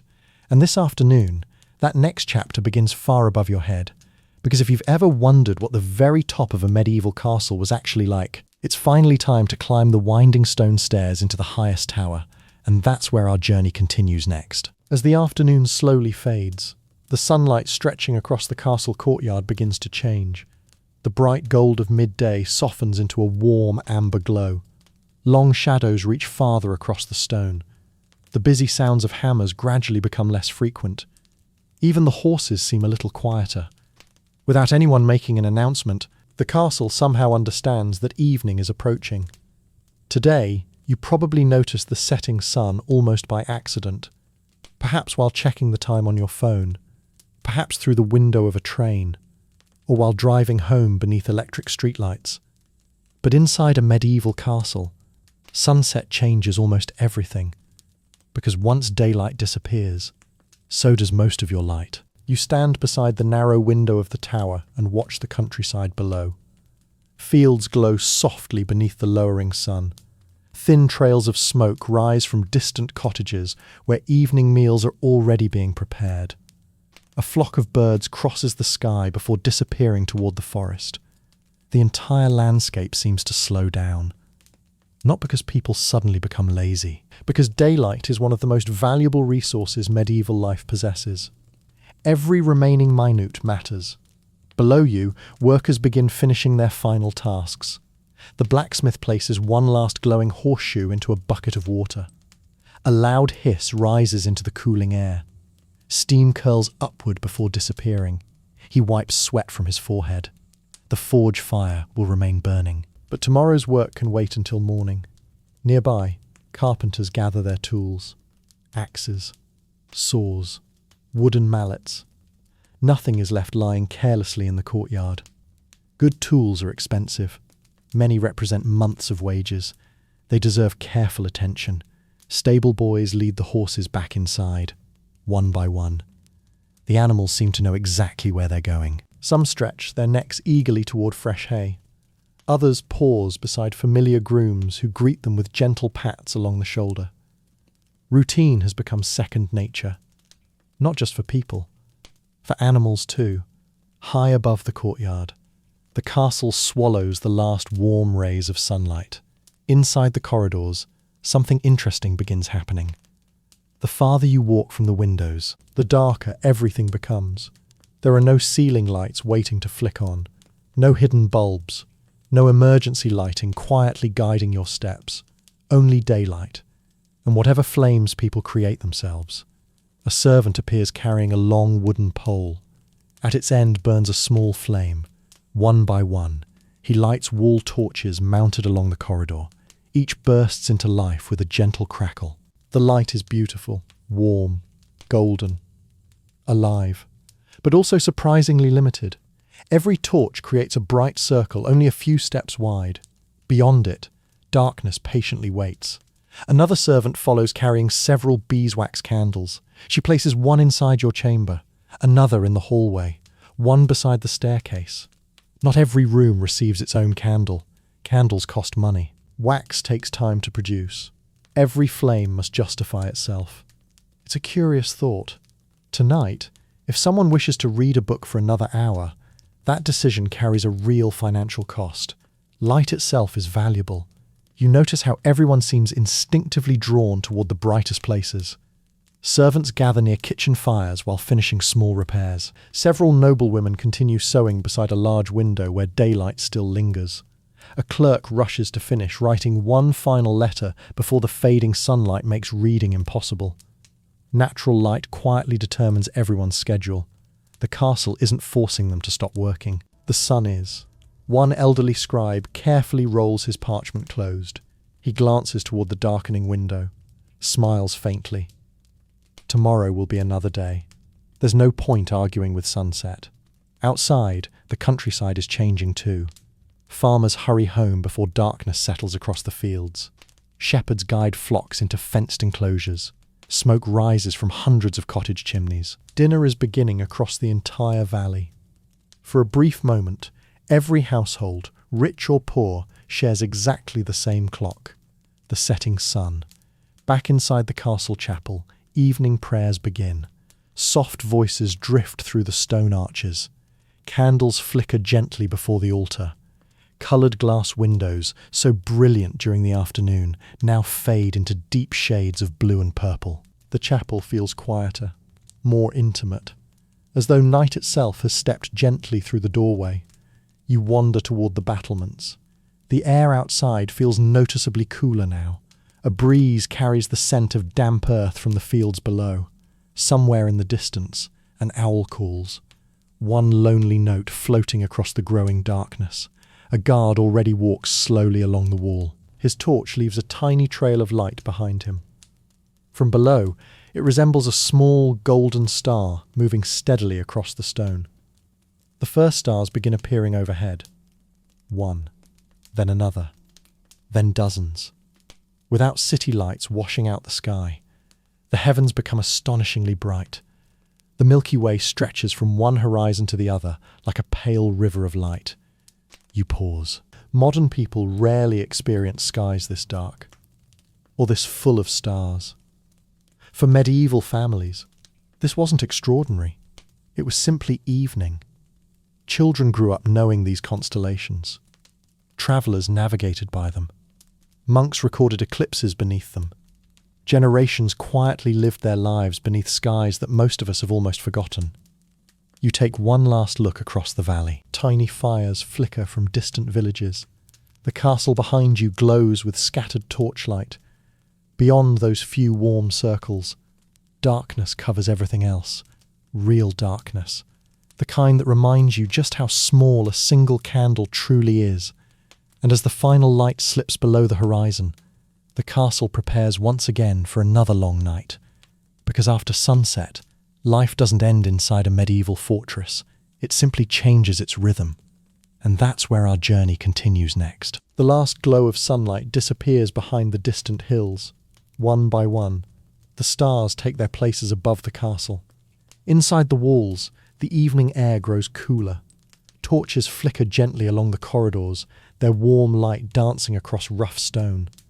The day is almost over, or at least the busiest part of it. Because before anyone can think about climbing beneath heavy wool blankets, there's one final event that brings nearly the entire household together. Supper. The smell reaches every corner of the castle. Fresh bread straight from the ovens. Thick vegetable pottage that has simmered slowly for hours. Roasted meat seasoned with herbs from the castle garden. Even people who weren't particularly hungry a few moments ago suddenly discover that perhaps they could eat a little after all. From every direction, people begin making their way toward the great hall. The steward closes his leather ledger. The blacksmith wipes soot from his hands. Stable boys brush loose straw from their tunics. Kitchen servants hurry ahead carrying the evening meal.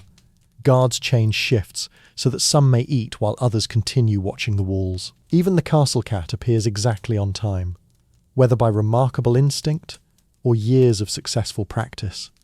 Nobody can say. The great hall glows beautifully tonight. Rows of candles reflect softly from polished metal cups. The great fireplace crackles with fresh oak logs. Its warmth spreads steadily across the room, chasing away the evening chill. After spending much of the day outdoors, the hall feels wonderfully welcoming. You find your place along one of the long wooden tables. Unlike a royal banquet prepared for visiting kings, tonight's meal feels comfortably familiar. This is ordinary castle life, the sort of supper served hundreds of times throughout the year. Simple, generous, comforting. A servant places a thick slice of fresh bread before you, still warm. The crust gives a satisfying crack as you break it apart. Beside it comes a wooden bowl filled with hearty pottage. Steam curls gently upward. The broth has grown richer throughout the day. Hours of slow cooking have blended every ingredient together. Barley, leeks, carrots, onions, a little cabbage, several pieces of salted beef. Nothing wasted. Everything nourishing. A good pot of pottage rewards patience. Nearby, another servant carefully slices roasted chicken. Not everyone receives large portions. Meat remains valuable. Most people eat considerably more bread and vegetables than they do meat. Modern restaurant portions would probably seem astonishingly generous. Medieval cooks understood something rather practical. A loaf of bread feeds far more people than a single roast. You notice several bowls filled with soft white cheese. Nearby sits a dish of pickled onions. Another contains mustard so sharp that one elderly knight briefly coughs after taking rather too enthusiastic a spoonful. His companions quietly smile. Apparently, this isn't the first time. Laughter drifts gently across the hall. Not loud, not wild. Simply the relaxed conversation of people whose hardest work is finally behind them. One servant shares news that a healthy foal was born that afternoon.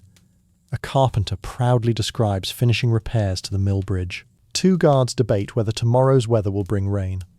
One insists the clouds look promising. The other claims his aching knees provide much more reliable forecasting. History never settled that particular scientific disagreement. At the high table, the Lord quietly discusses estate business with his steward. Nothing especially dramatic. How much grain has been stored. Whether additional firewood should be purchased before winter. A bridge needing repair in one nearby village. Even powerful nobles spend surprising amounts of time discussing maintenance. Owning a castle often resembles owning the world's largest house, with an endless list of things requiring attention. Halfway through the meal, a young musician enters carrying a small harp. He settles quietly beside the fireplace. No grand announcement. No audience applause. Simply gentle music floating softly through the hall while people continue eating. The melodies aren't performed to impress anyone. They're simply pleasant company during supper. Another musician joins him with a small pipe. Together they fill the room with quiet tunes that blend naturally with the crackling fire and steady conversation. Entertainment inside a castle often feels much smaller than modern films suggest. Not every evening includes acrobats or dramatic performances. Sometimes, a little music is more than enough. A page moves carefully through the hall, refilling cups with fresh ale. He has become noticeably more confident since breakfast. This time, not a single drop spills. Experience has quietly replaced nervousness. One of the older servants gives him an approving nod as they pass. Tiny victories often go unnoticed, yet they're how people slowly become experts at their work. Outside the narrow windows, darkness has completely settled across the countryside. The villages beyond the walls have almost disappeared. Only tiny orange points of firelight remain visible in the distance. Each one marks another family finishing supper, another household gathering around its own fire. For a brief moment, you realize that although castles appear grand and powerful, even they end the day much like everyone else, by sharing food, conversation, warmth, and a little light against the darkness. Eventually, the wooden bowls begin emptying. Bread baskets grow lighter. The musicians finish one final melody. People rise slowly from the tables. Some head toward the chapel for evening prayers. Others return to finish small tasks before bed. Servants immediately begin clearing the hall with the quiet efficiency that comes from repeating the same routine hundreds of times. Within an hour, very little evidence of supper will remain. Tomorrow morning, the great hall will begin the entire cycle once again. But before anyone can finally rest, the castle still has one last nightly ritual, because once supper ends, every door must be checked, every fire made safe, every gate secured, and every soul prepared for another long night behind the ancient stone walls. And that's where our journey continues next. His companions quietly smile. Apparently, this isn't the first time. Laughter drifts gently across the hall. Not loud, not wild. Simply the relaxed conversation of people whose hardest work is finally behind them. One servant shares news that a healthy foal was born that afternoon. A carpenter proudly describes finishing repairs to the mill bridge. Two guards debate whether tomorrow's weather will bring rain. One insists the clouds look promising. The other claims his aching knees provide much more reliable forecasting. History never settled that particular scientific disagreement. At the high table, the Lord quietly discusses estate business with his steward. Nothing especially dramatic. How much grain has been stored. Whether additional firewood should be purchased before winter. A bridge needing repair in one nearby village. Even powerful nobles spend surprising amounts of time discussing maintenance. Owning a castle often resembles owning the world's largest house, with an endless list of things requiring attention. Halfway through the meal, a young musician enters carrying a small harp. He settles quietly beside the fireplace. No grand announcement. No audience applause. Simply gentle music floating softly through the hall while people continue eating. The melodies aren't performed to impress anyone. They're simply pleasant company during supper. Another musician joins him with a small pipe. Together they fill the room with quiet tunes that blend naturally with the crackling fire and steady conversation. Entertainment inside a castle often feels much smaller than modern films suggest.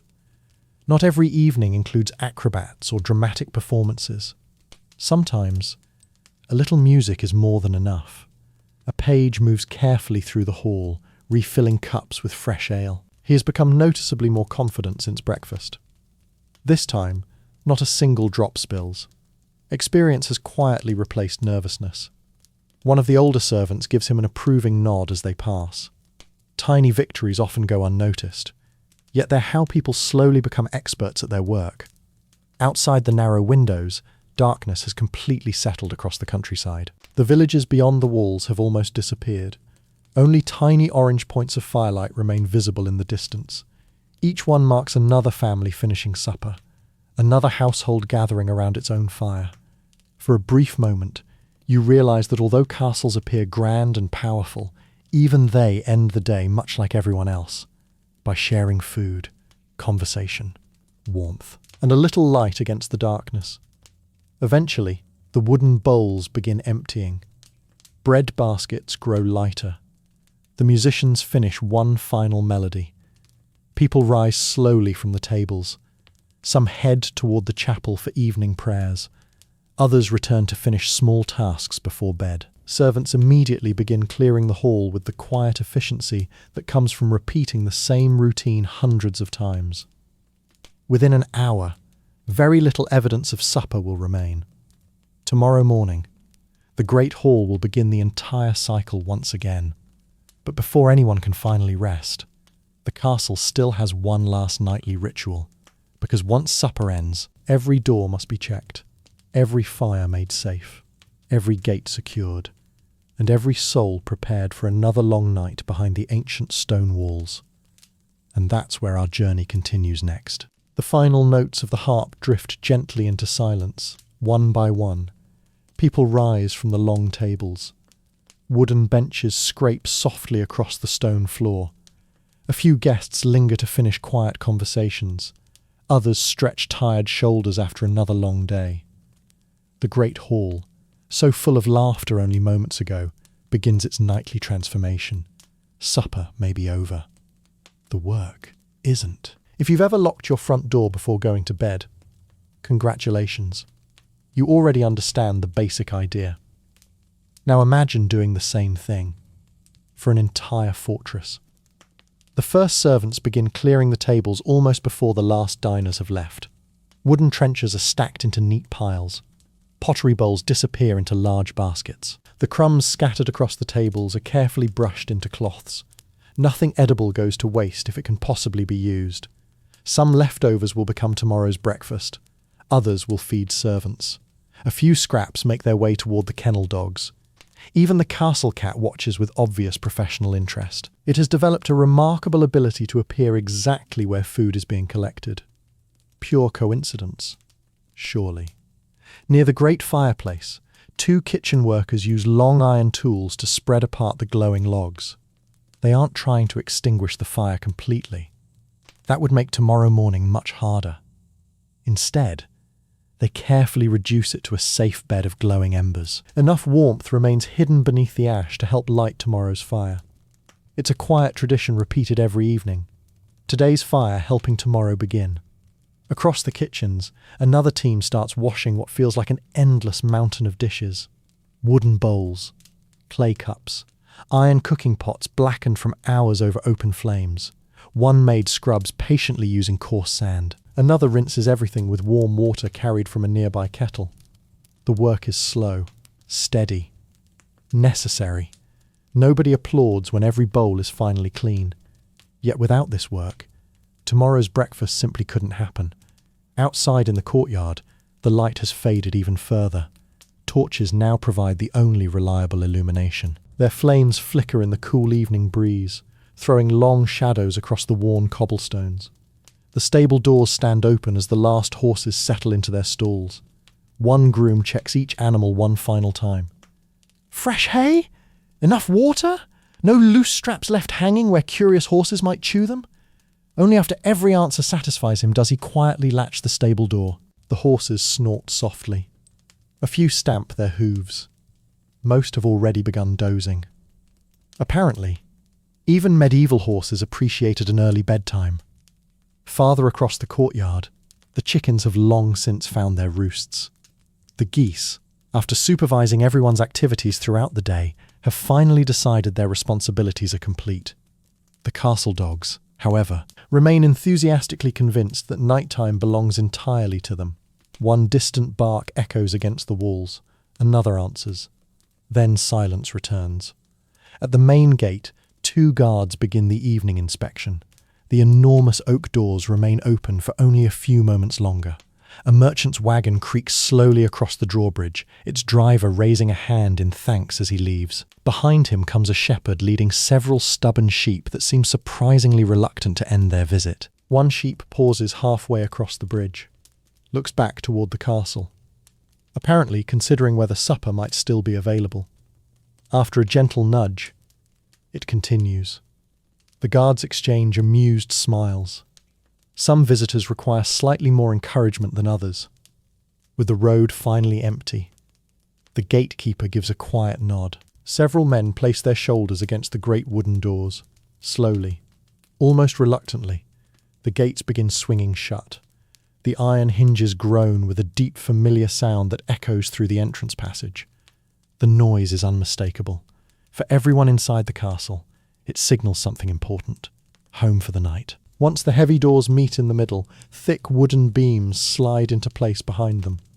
Iron bolts are lowered. large locks secured. The process isn't especially dramatic. It's simply careful. A fortress exists to keep danger outside. That responsibility begins with properly closing the front door. High above, along the battlements, another shift of guards quietly replaces the first. One man hands over a burning torch. Another points toward the dark fields stretching beyond the walls. A few quiet words are exchanged. Nothing unusual to report. Exactly the sort of report everyone prefers. A peaceful night is generally considered a successful one. Inside the chapel, evening prayers have ended. The last candles burn softly before the altar. A monk carefully pinches each flame using a brass snuffer. One after another, the chapel grows darker. Soon only moonlight remains filtering through the coloured glass. The bright reds and blues that filled the room earlier have faded into soft shades of grey. Elsewhere, servants walk through corridor after corridor carrying small lanterns. Each room receives a final visit. One door checked. Another fireplace inspected. A forgotten candle extinguished. A loose shutter fastened against the evening wind. Hundreds of tiny jobs. None especially exciting. All surprisingly important. You notice how different the castle feels now. The endless activity of morning has disappeared. The loud bustle of midday has faded. Even supper's cheerful conversations have become distant memories. The entire fortress seems to breathe more slowly. To settle. To rest. From somewhere below, you hear the familiar sound of the castle cat beginning another night's patrol. No doubt convinced that the mice have become overly confident during the day. Some traditions require no supervision. As you walk back toward your chamber, the corridor grows quieter with every step. The torches burn lower. Footsteps become fewer. Doors close gently one after another. The castle isn't asleep yet, but it's getting close. Very close. And before long, you'll discover that the final hour before bedtime may actually be the most peaceful moment of the entire day. And that's where our journey continues next. The heavy castle gates are locked. The horses have settled into their stalls. The last merchant has disappeared down the moonlit road. Even the kitchen has finally grown quiet. For the first time since before sunrise, the castle isn't rushing anywhere. It simply exists. You make your way through one of the long stone corridors. Only a handful of torches remain burning now. Their flames flicker softly inside iron brackets fixed to the walls. Each step echoes gently beneath the arched ceiling. Earlier today, these same hallways bustled with servants carrying baskets, buckets, firewood, and messages. Now, you could almost believe the castle belongs entirely to you. Almost. A maid walks past carrying a single beeswax candle protected inside a small lantern. She smiles politely as she passes. The warm glow briefly fills the corridor before disappearing around the corner. Within seconds, darkness quietly returns. It's remarkable how quickly light comes and goes inside a medieval castle. Unlike modern homes, where every room can be bright with the flick of a switch, here, light travels with people. When someone leaves, the brightness leaves with them. One elderly servant pauses beside a narrow window overlooking the courtyard. She gently closes the wooden shutter. A cold breeze had been slipping inside. She secures the latch with practiced hands before continuing down the passage. Another tiny task completed.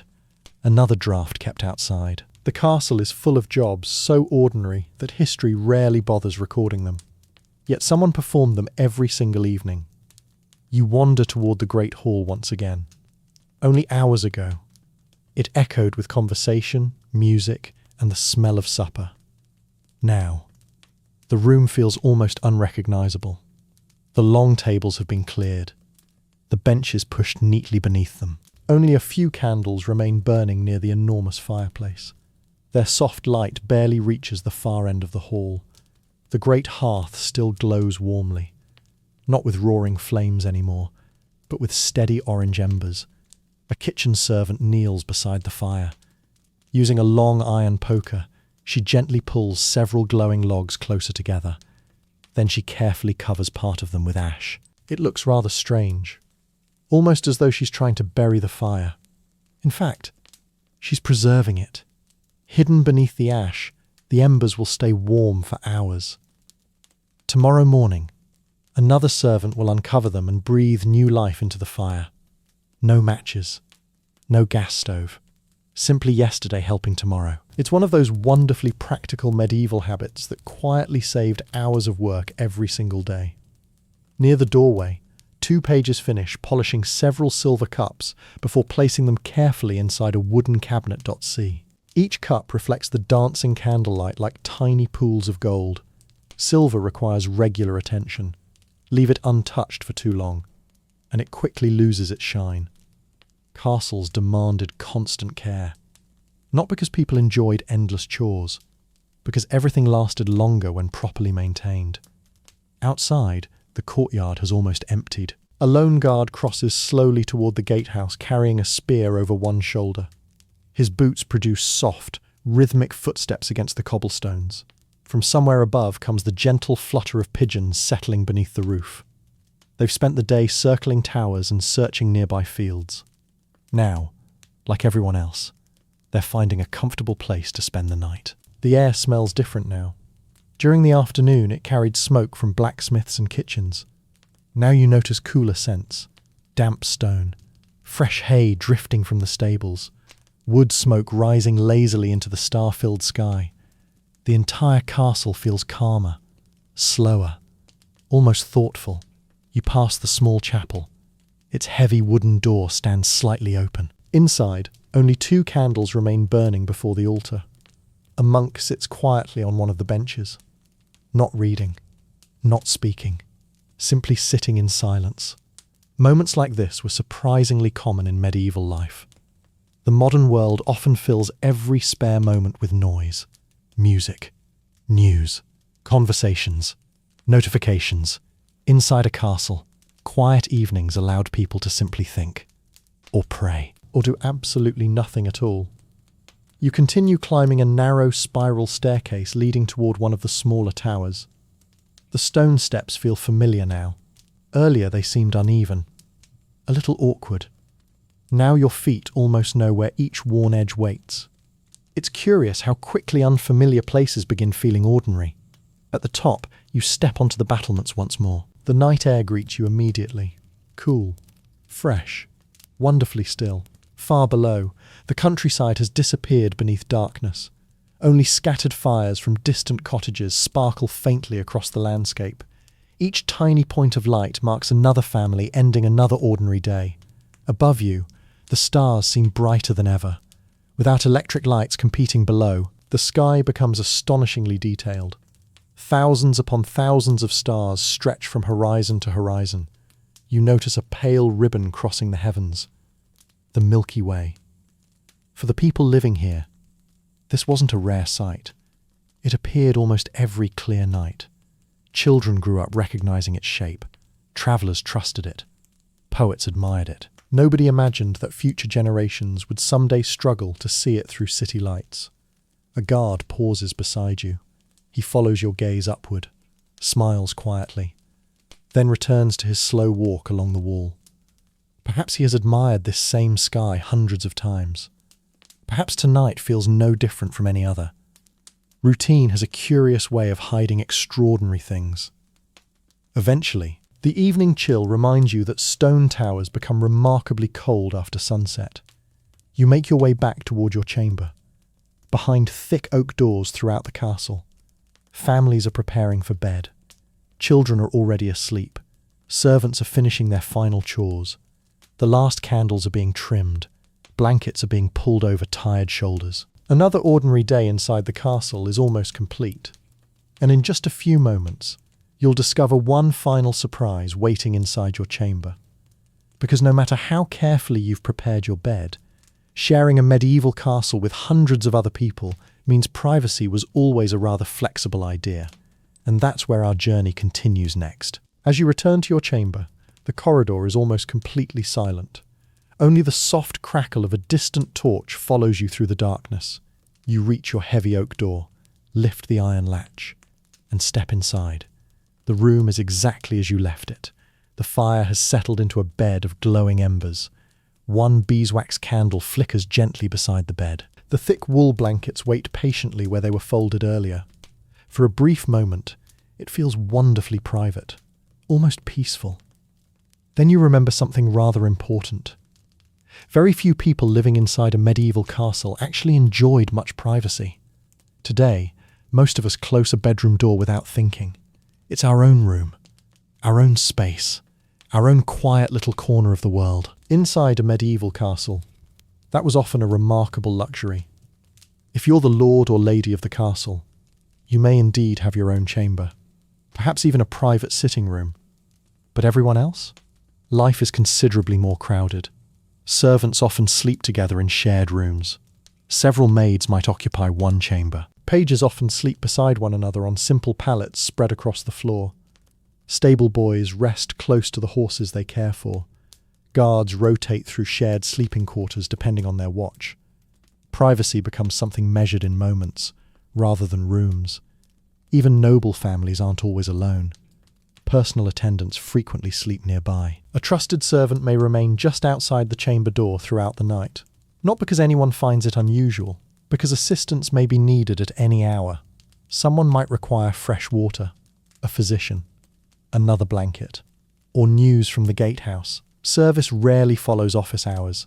You notice your own chamber contains something you've overlooked all day. A second small bed tucked quietly into one corner. Simple, narrow, covered with a plain wool blanket. It's intended for a personal servant. Someone who rises before you, sleeps after you, keeps the fire burning, brings fresh water, helps with clothing, ensures tomorrow begins smoothly. For many wealthy households, this arrangement feels entirely ordinary. The idea of complete solitude would actually seem rather unusual. Across the corridor, you hear soft laughter behind another door, perhaps several ladies finishing their evening conversation before sleep. A moment later, the laughter fades. Someone gently reminds the others that tomorrow begins before sunrise. Apparently, that advice has remained timeless. Farther away, another chamber door opens briefly. A servant carries away an empty basin. Another delivers fresh blankets to an elderly guest complaining that the stone walls have become unusually cold tonight. Castles continue moving long after darkness falls. Only more quietly. You sit beside the fireplace for a moment. The warmth feels pleasant against the evening chill. On the wooden shelf above the hearth rests a small collection of personal belongings. A carved wooden comb, a leather belt, a prayer book, a tiny pouch containing several silver coins, perhaps a family keepsake carefully wrapped in linen. People living centuries ago surrounded themselves with meaningful objects just as we do today. Not everything inside a castle belonged to history. Much of it simply belonged to someone. Outside your window, the moon now hangs high above the battlements. Its pale light spills across the courtyard below. A lone guard crosses toward the gatehouse. His lantern swings gently beside him. Somewhere farther away, another answers the nightly watch call. The familiar voices drift softly through the darkness. All is well. The castle sleeps safely. Nearby, the castle cat appears once again. Without asking permission, it slips through the half-open doorway before curling comfortably beside the fireplace. Apparently, it has decided your chamber offers tonight's finest sleeping arrangements. Cats have always possessed extraordinary confidence regarding property ownership. You quietly decide not to argue. The little hunter circles twice, finds exactly the warmest patch of floor, and falls asleep almost instantly. Meanwhile, you still haven't managed to settle beneath your own blankets. History can be wonderfully unfair. The candle burns steadily lower. Its flame grows smaller with every passing minute. You begin noticing how carefully medieval households manage light. Nobody allows candles to burn carelessly all night. Before sleeping, the flame will be extinguished. Not only to save expensive wax, but to reduce the ever-present danger of fire. Inside buildings filled with timber roofs, wooden furniture, woven fabrics, and straw bedding, one forgotten candle could become a disaster. Fire warms the castle. It cooks every meal. It provides every evening's light. Yet it must always be respected. You rise slowly from your chair. Check the wooden shutters one final time. They're securely fastened. The chamber door remains barred from the inside. The fire has been safely banked beneath ash. Everything is ready. You pull back the heavy wool blankets. The straw mattress rustles softly beneath them. It feels surprisingly familiar now. Not luxurious, not especially soft, simply comfortable enough. Funny how quickly people adapt. Only yesterday, the bed seemed impossibly strange. Now, it almost feels like home. You settle beneath the blankets. The castle cat snores quietly beside the fireplace. The embers glow faintly. Outside, the wind brushes gently against the ancient stone walls. Tomorrow will bring another busy day. More work, more meals, more footsteps echoing through these endless corridors. But for now, the castle has finally become still. Or at least, as still as a medieval castle ever manages to become. Because sometime during the deepest part of the night, long after you've drifted asleep, someone else will quietly begin their day. And that's where our journey continues next. You finally drift into a deep, comfortable sleep. The wool blankets trap the last of the fireplace's warmth. The castle cat remains curled into a neat little circle beside the glowing embers. Outside your narrow window, the stars continue their slow journey across the sky. For a while, everything is wonderfully peaceful. The castle breathes quietly around you. Stone walls hold the night's cool air. Wooden beams creak every now and then as they settle. Somewhere far away, an owl calls once before falling silent again. You sleep. Or at least, you try to. Because inside a medieval castle, someone is always awake. Always. The castle may seem asleep, but beneath that quiet surface, life never completely stops. High above your chamber, the watchman continues his lonely walk along the battlements. Torch in one hand, spear in the other. His boots echo softly across the stone. Step. Pause. Look into the darkness beyond the walls. Then walk again, hour after hour. The work is repetitive, cold, and often astonishingly uneventful, which is exactly how everyone hopes it remains. A peaceful night is the greatest success a castle guard can have. Every hour, the watch changes. Fresh guards climb the winding staircases carrying new torches. Those finishing their shift descend quietly toward the guardroom. Some are rubbing tired eyes. Others eagerly anticipating a few hours of sleep before sunrise. No applause marks the end of their duty. Only another ordinary night completed safely. Far below, inside the gatehouse, another guard sits beside a small lantern. A heavy ledger rests open on the table beside him. Every visitor who arrived before sunset has already been noted. The gates are locked, the drawbridge secured. Now he simply listens. Wind. Dogs. Occasionally the distant call of another watchman. Most nights, nothing more. He wouldn't have it any other way. Elsewhere, deep inside the kitchens, one elderly baker quietly slips through the doorway carrying a small lantern. The room is almost completely dark. Only faint orange embers glow beneath yesterday's ashes.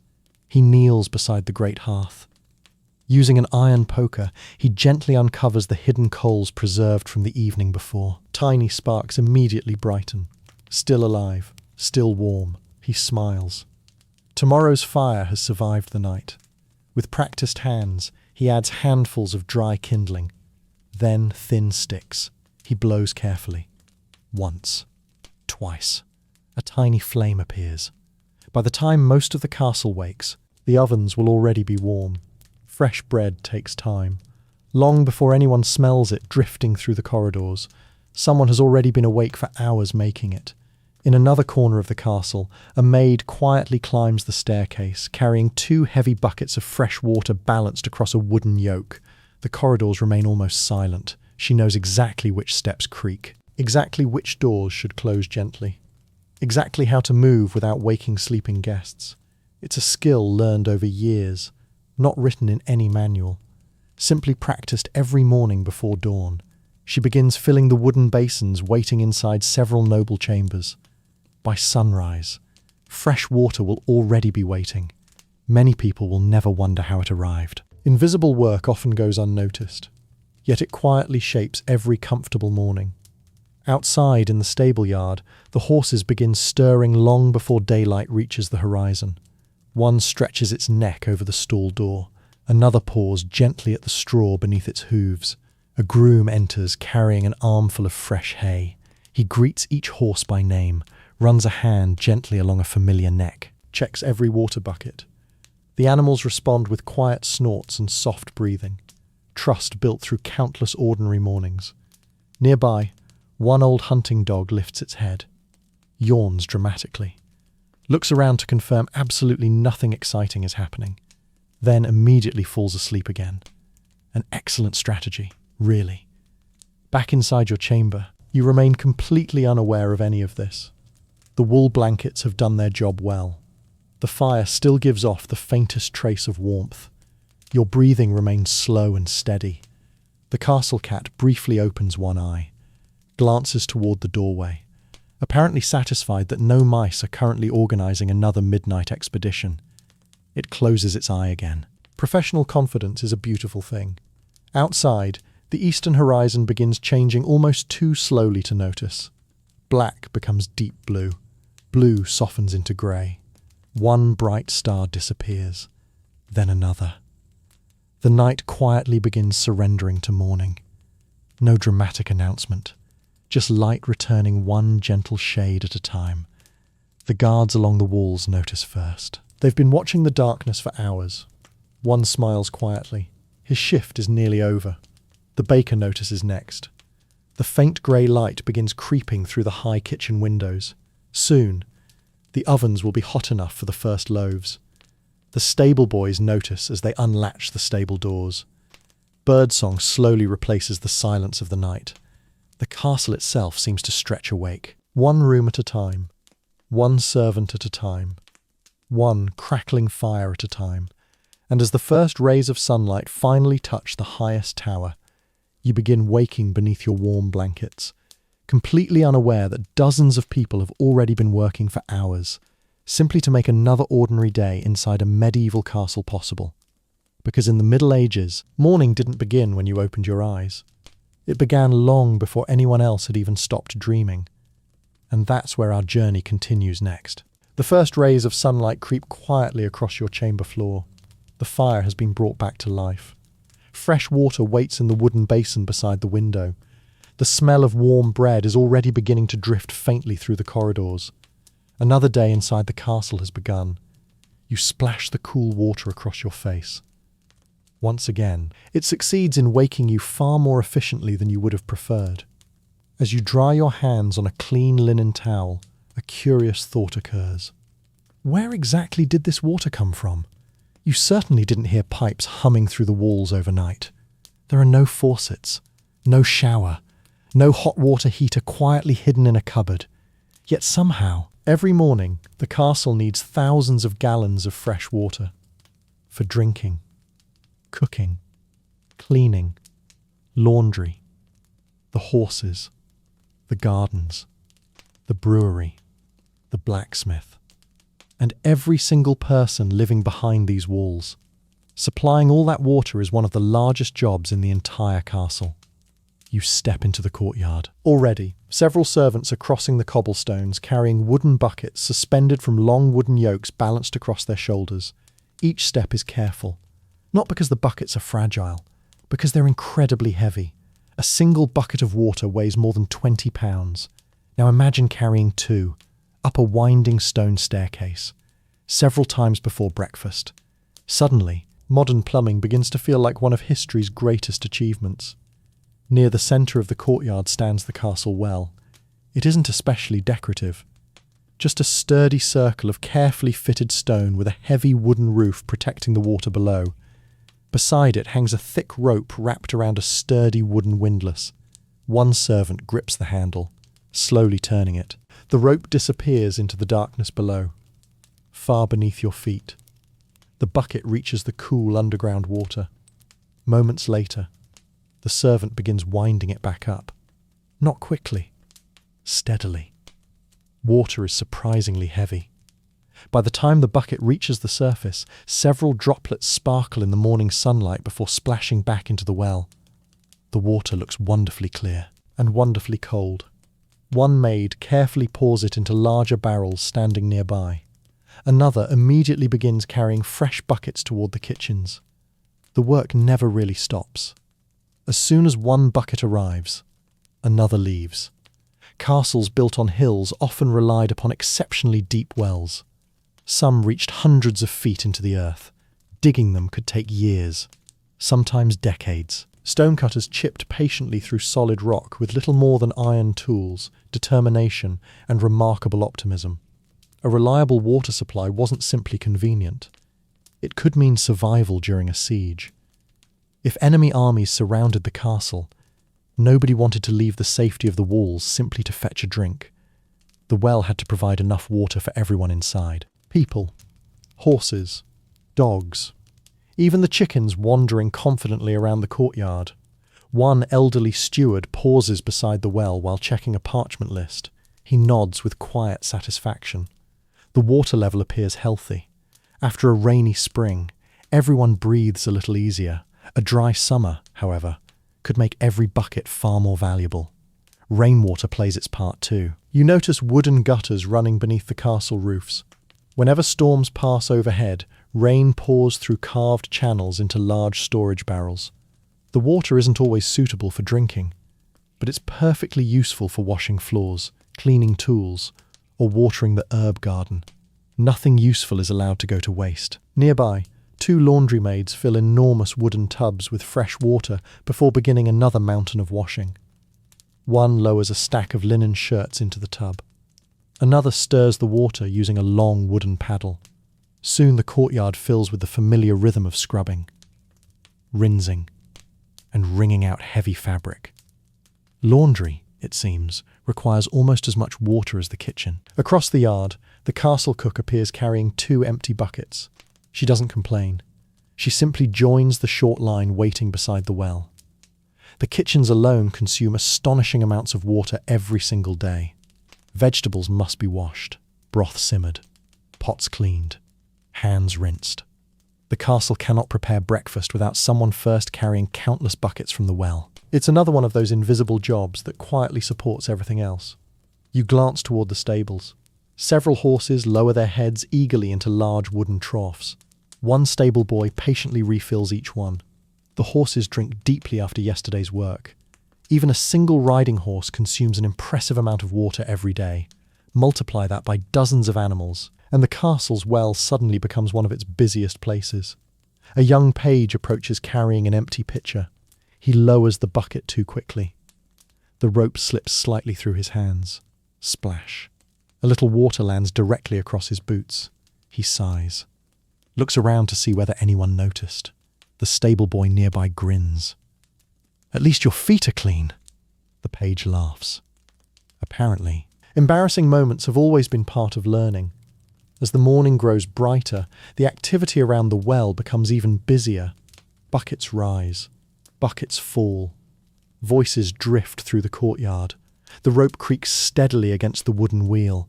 It's an ordinary sound, one the people living here probably stopped noticing years ago. Yet without it, life inside the castle would grind to a halt within hours. It's remarkable how often history depends not upon kings or knights, but upon ordinary people carrying ordinary buckets.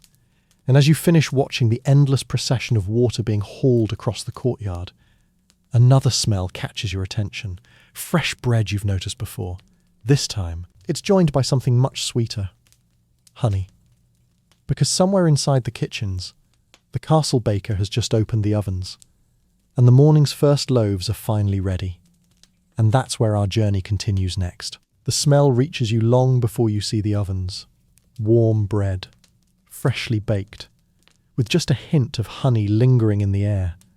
If there is one scent capable of making an entire medieval castle suddenly feel hungrier, this is probably it.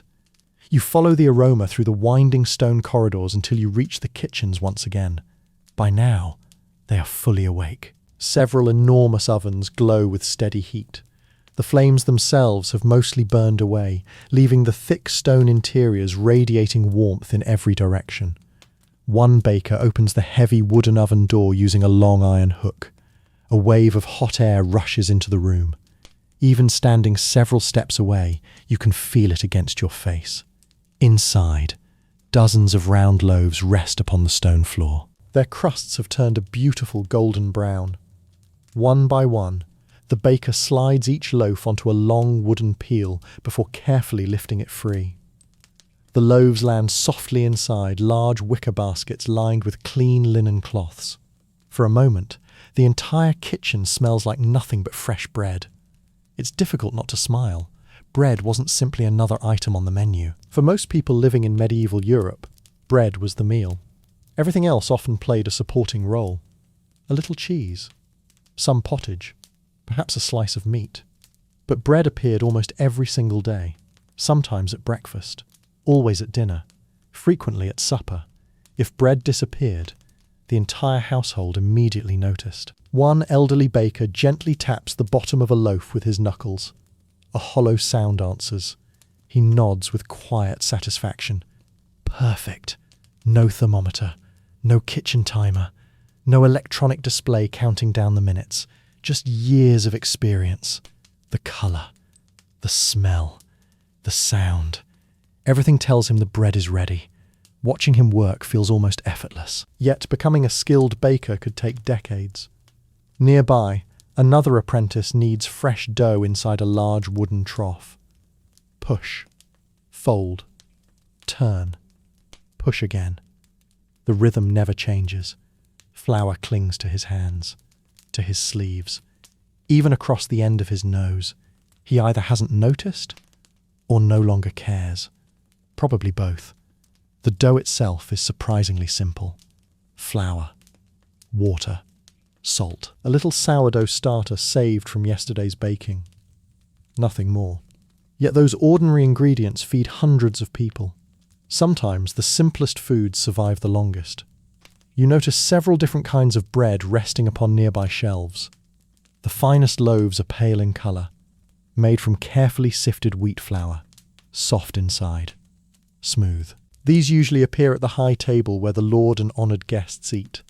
Far more common are darker loaves, made using whole grains like rye, barley, or oats mixed with wheat whenever available. They're heavier, denser, considerably more filling. One slice feels almost like an entire meal. Modern supermarkets often display dozens of different varieties of bread. Sourdough, multigrain, potato bread, brioche, ciabatta. Inside a medieval castle, choice depends much more upon whatever grain the last harvest provided. The baker quietly slices yesterday's remaining loaf into thick pieces. Nothing stale goes to waste. Some will be softened inside warm broth. Some fed to servants. Some dried for later use. Even hardened bread still has a purpose. In fact, many meals are served upon thick slices of stale bread called trenchers. Instead of using ceramic plates, food rests directly upon the bread. The juices soak into it during the meal. Afterward, the trencher itself might be eaten, or given to servants, or shared with the poor waiting outside the castle gates. A plate that eventually becomes lunch. History occasionally displays remarkable efficiency. One young kitchen maid arrives carrying a small clay pot filled with fresh honey. She gently brushes a little across several small loaves. Not many. Honey remains precious. Sugar is still a rare luxury imported from distant lands. When medieval people want sweetness, honey usually answers the call. Nearby sits a wooden barrel filled with coarse salt.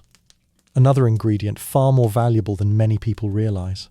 Salt preserves meat, flavors food, keeps supplies edible throughout the winter.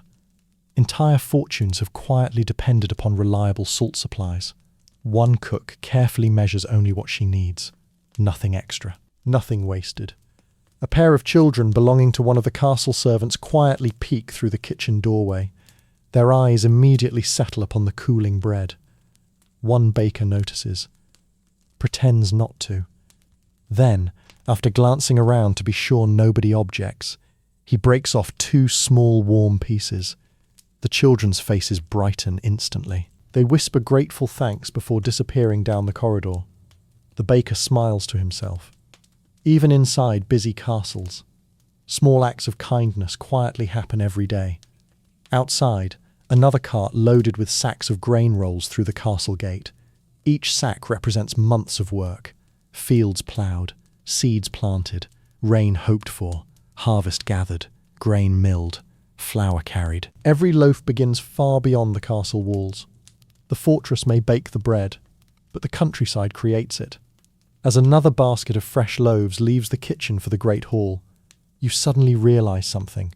You've spent 2 full days inside this medieval castle. You've watched nobles dine, servants work, guards patrol, bakers knead dough before sunrise. And through every single moment, bread has quietly appeared again and again. Not as the star of the meal, but as the dependable companion beside every bowl, every stew, and every table. Sometimes, the most important part of history is also the easiest to overlook. And just as the last warm loaves disappear through the kitchen doorway, a loud, metallic ringing echoes across the courtyard. Not the dinner bell. Not the chapel bell. The unmistakable sound of the castle blacksmith beginning another day's work. Because while bread keeps the castle fed, iron keeps the castle alive. And that's where our journey continues next. The ringing begins with a single strike. Clang. A brief pause. Then another. Clang. Within moments, the steady rhythm spreads across the courtyard, bouncing from one stone wall to another. By now, almost everyone inside the castle has heard it. The blacksmith is already at work. You follow the unmistakable sound toward a low stone workshop tucked against the inside of the outer wall. Long before you reach the doorway, you feel the warmth. The forge glows bright orange, even in the morning sunlight. Unlike the gentle heat of the kitchens, this fire has a different purpose. It isn't here to cook. It's here to reshape iron itself. The blacksmith stands beside the roaring forge wearing a thick leather apron darkened by years of smoke and soot. His sleeves are rolled above his elbows. Tiny black marks cover his hands. He grips a pair of long iron tongs with practiced confidence. Inside the glowing coals rests a short iron bar. At first glance, it doesn't seem especially remarkable. Just a piece of metal. But after several minutes inside the fire, the iron begins changing. Dark grey becomes deep red. Then, bright orange. Almost yellow. Now, it is soft enough to shape. The blacksmith lifts it carefully onto a broad iron anvil. Immediately, his hammer rises. Clang.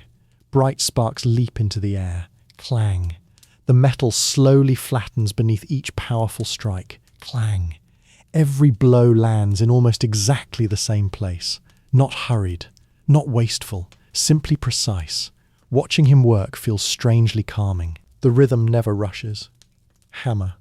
Turn the iron. Hammer again. Return it to the fire. Repeat. It's almost like listening to someone play a very slow piece of music. Nearby, a young apprentice works the enormous leather bellows. Push. Pull. Push again. Each movement sends fresh air into the fire. The glowing coals immediately brighten. Without constant airflow, the forge would never become hot enough. The apprentice may not be holding the hammer, but without him, nothing else happens.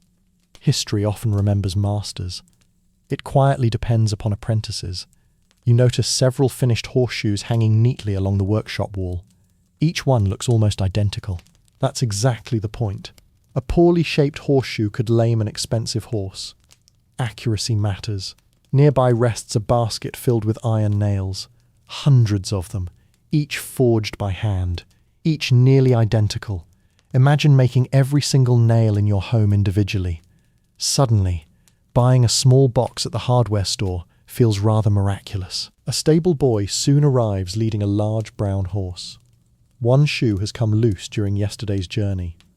The horse waits surprisingly patiently while the blacksmith lifts each hoof in turn. He examines the worn shoe, nods quietly, then removes it with practiced ease. The replacement, still warm from the forge, fits almost perfectly. Almost. A few careful adjustments follow. Then several nails secure it firmly into place. The horse barely seems to notice. The stable boy, however, smiles with obvious relief. A long ride becomes much easier when all 4 shoes remain attached. Across the workshop, another customer has arrived carrying a broken axe. The wooden handle remains perfectly sound. Only the iron head has cracked. Throwing it away never crosses anyone's mind. Iron is far too valuable. Instead, the blacksmith studies the damage carefully. Perhaps it can be repaired. Perhaps reforged into something entirely different. Very little metal is ever wasted. Even broken tools often begin new lives. A farmer enters carrying several bent plough blades. Without good farming tools, the next harvest suffers. Without the harvest, the castle suffers too. It's a quiet reminder that the blacksmith doesn't simply serve knights. He serves everyone. Farmers, carpenters, masons, cooks, hunters. Even the castle baker occasionally needs new oven tools. Iron quietly supports almost every occupation inside medieval life. One young page watches the sparks flying through the air with wide eyes. He steps just a little too close. The blacksmith chuckles kindly, then hands him a pair of thick leather gloves before allowing him to hold a small pair of tongs. For only a moment. Just long enough to feel the surprising weight of the iron. The page grins proudly, until he realizes the tongs are much heavier than expected. Apparently, being a blacksmith requires considerably stronger arms than reading storybooks. Everyone in the workshop laughs softly, even the page. Above the forge hangs an assortment of finished tools. Hammers, chisels, tongs, files, punches, each one made by a blacksmith, who also needed blacksmith's tools, made by another blacksmith. It's one of history's wonderful little circles. Someone had to forge the tools that forged the tools. Outside, the steady ringing continues drifting across the courtyard. To most people, it's simply another ordinary morning sound, like birds singing, or bread baking, or buckets rising from the well. Yet without that familiar clang, life inside the castle would slowly begin falling apart. Broken hinges would stay broken. Loose horseshoes would never be replaced. Kitchen knives would grow dull. Farm tools would fail. Doors wouldn't close properly. Even the mighty castle gates depended upon iron forged inside this very workshop. As you leave the forge behind, the ringing gradually fades into the distance. Ahead, another familiar sound begins taking its place. Children laughing. Not servants. Not soldiers. The younger members of the noble household have finished their lessons for the morning, and they're about to remind you that growing up inside a medieval castle wasn't always serious. Sometimes, it was simply childhood. And that's where our journey continues next. The steady ringing of the blacksmith's hammer fades behind you. In its place comes another sound. Laughter. Bright. Energetic. Entirely unconcerned with horseshoes, harvests, or household accounts. You follow the voices toward a small open courtyard warmed by the morning sun. Several children are gathered there. Not princes preparing for glorious adventures. Not tiny knights wearing polished armour. Just children. One boy races across the grass with a carved wooden sword held triumphantly above his head. His younger companion follows close behind, carrying a round wooden shield that's clearly much too large for him. The shield bumps against his knees every few steps. He doesn't seem to mind. Victory, apparently, is more important than convenience. Nearby, 2 girls kneel beneath the shade of an old tree, arranging tiny flowers into little crowns. They debate very seriously whether daisies or buttercups make better decorations. Judging by their determined expressions, this is clearly an issue of enormous importance. History books rarely mention such debates. Perhaps they should. Watching quietly from a nearby bench sits an elderly nurse. She smiles without interrupting. Every now and then she reminds someone not to climb too high, or not to run quite so close to the well. Children, it seems, have always possessed an extraordinary talent for discovering exactly the places adults hoped they wouldn't explore. Growing up inside a castle sounds wonderfully exciting, and in many ways, it certainly could be. There were towers to climb, courtyards to explore, dogs to play with, gardens full of interesting insects, visiting merchants bringing curious objects from distant lands. Every corner seemed to promise another little adventure. But childhood here also carried responsibilities, especially for noble families. One older boy soon leaves the games behind. A tutor waits beneath the covered walkway carrying several carefully bound manuscripts. The lesson begins promptly. Reading. Writing. A little Latin. Some arithmetic. Perhaps a passage from scripture. Future lords couldn't simply learn how to ride horses. They also needed to understand laws, manage estates, read important letters, negotiate agreements, lead people wisely.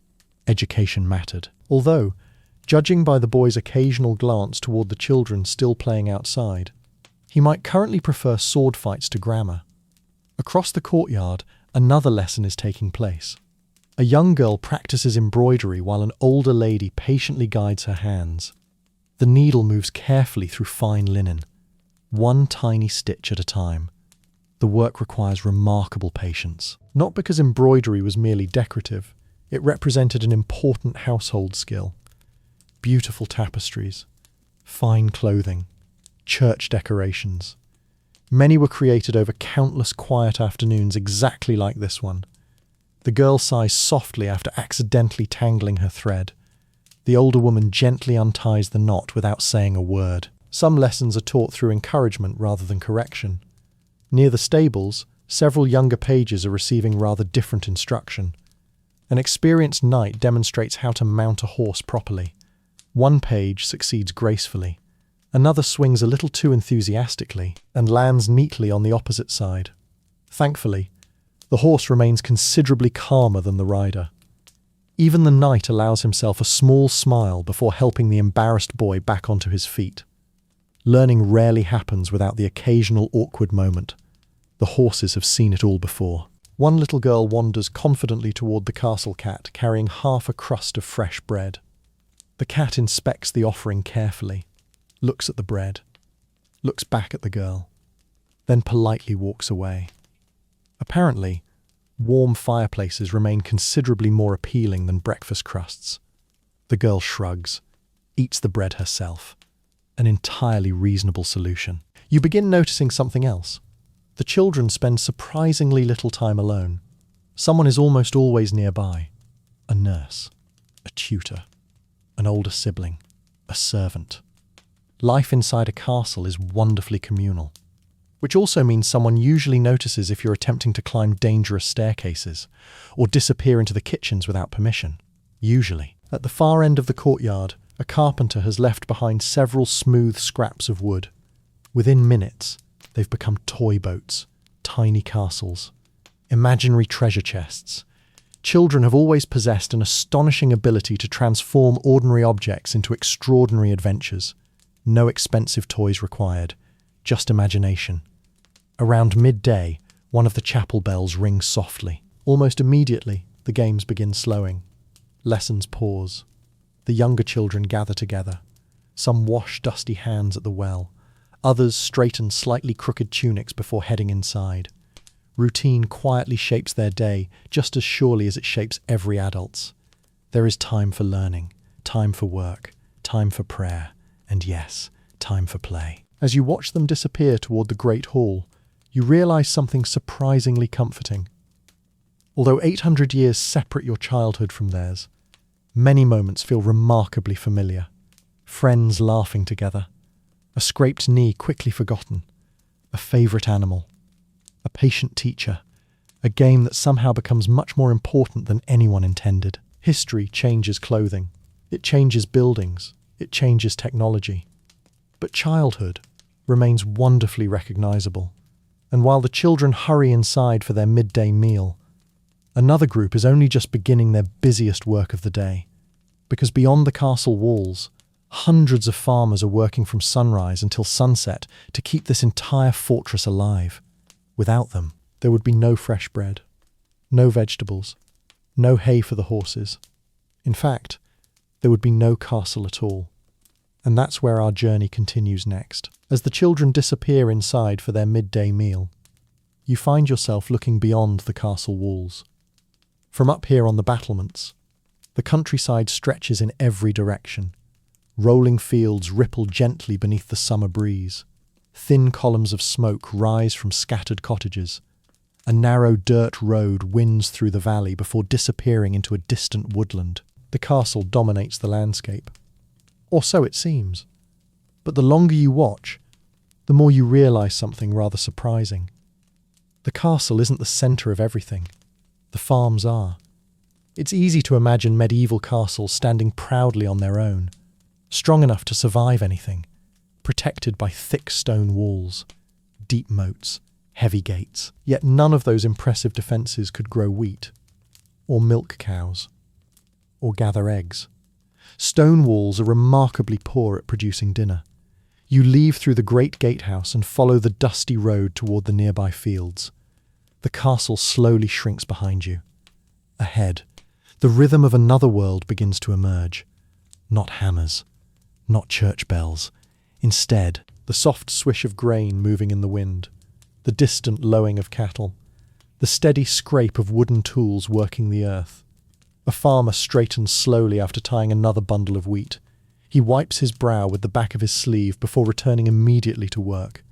The sun has climbed high now. The day grows warmer with every passing hour. Harvest season leaves little time for long breaks. Every clear day matters. Rain can wait until tomorrow. The crops cannot.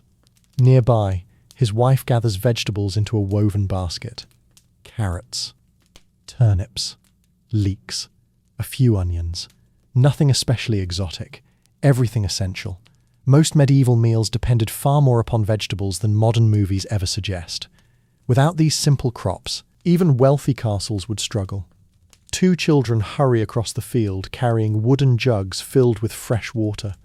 They're laughing about something that happened earlier. Perhaps one slipped into the stream. Perhaps a goose objected to sharing the path. Whatever the reason, their laughter drifts easily across the open fields.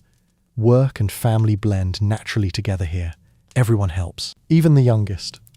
Not because childhood disappears, because every pair of hands becomes useful during busy seasons. A pair of oxen pull a heavy wooden plough across another field nearby. The animals move slowly, patiently. Each step presses deep into the soft earth. Behind them walks another farmer guiding the plough with both hands. It's hard work, remarkably hard. Long before tractors or engines, every field demanded human strength, animal strength, and endless patience. Watching the plough inch forward, you suddenly appreciate why medieval people valued every loaf of bread so highly. Each one represented months of effort, not minutes. Farther along the lane, several women spread freshly cut herbs upon clean cloths to dry beneath the afternoon sun. Bundles of thyme, sage, mint, chamomile.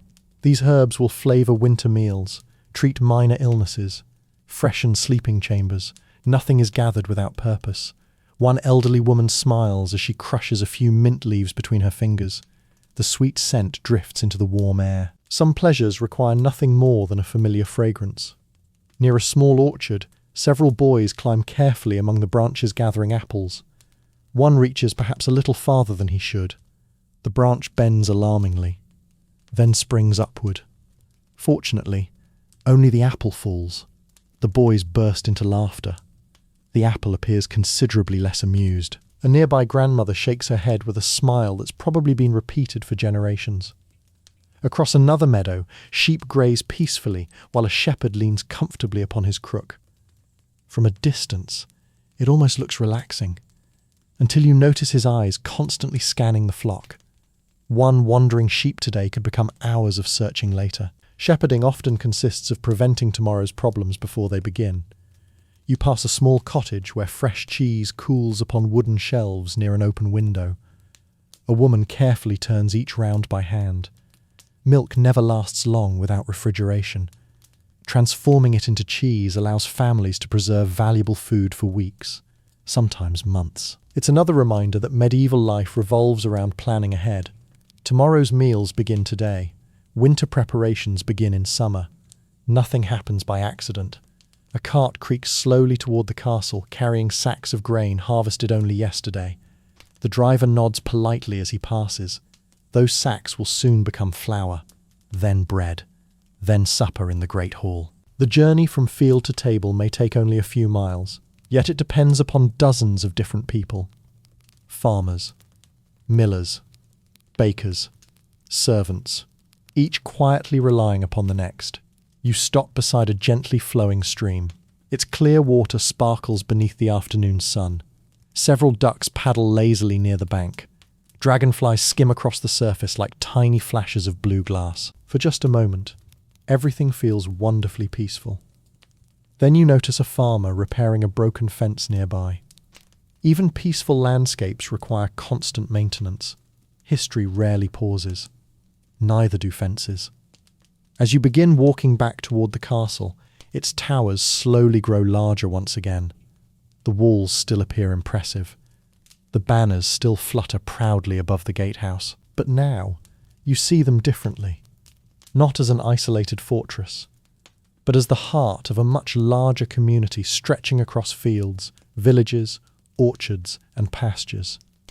Every loaf baked inside the kitchens, every horse fed inside the stables, every feast served in the great hall, quietly begins out here, among ordinary people doing ordinary work extraordinarily well. And as you pass beneath the castle gate once more, a familiar scent drifts through the courtyard.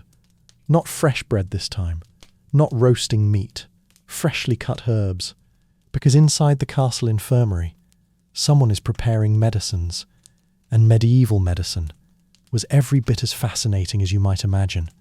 And that's where our journey continues next. The scent of freshly cut herbs follows you across the courtyard. Not from the kitchens this time, not from the gardens where rosemary and lavender sway gently in the afternoon breeze. This fragrance is different, sharper, earthier, a mixture of mint, sage, thyme, and something faintly bitter that you can't quite identify. You follow it through a narrow stone passage until you reach a quiet corner of the castle.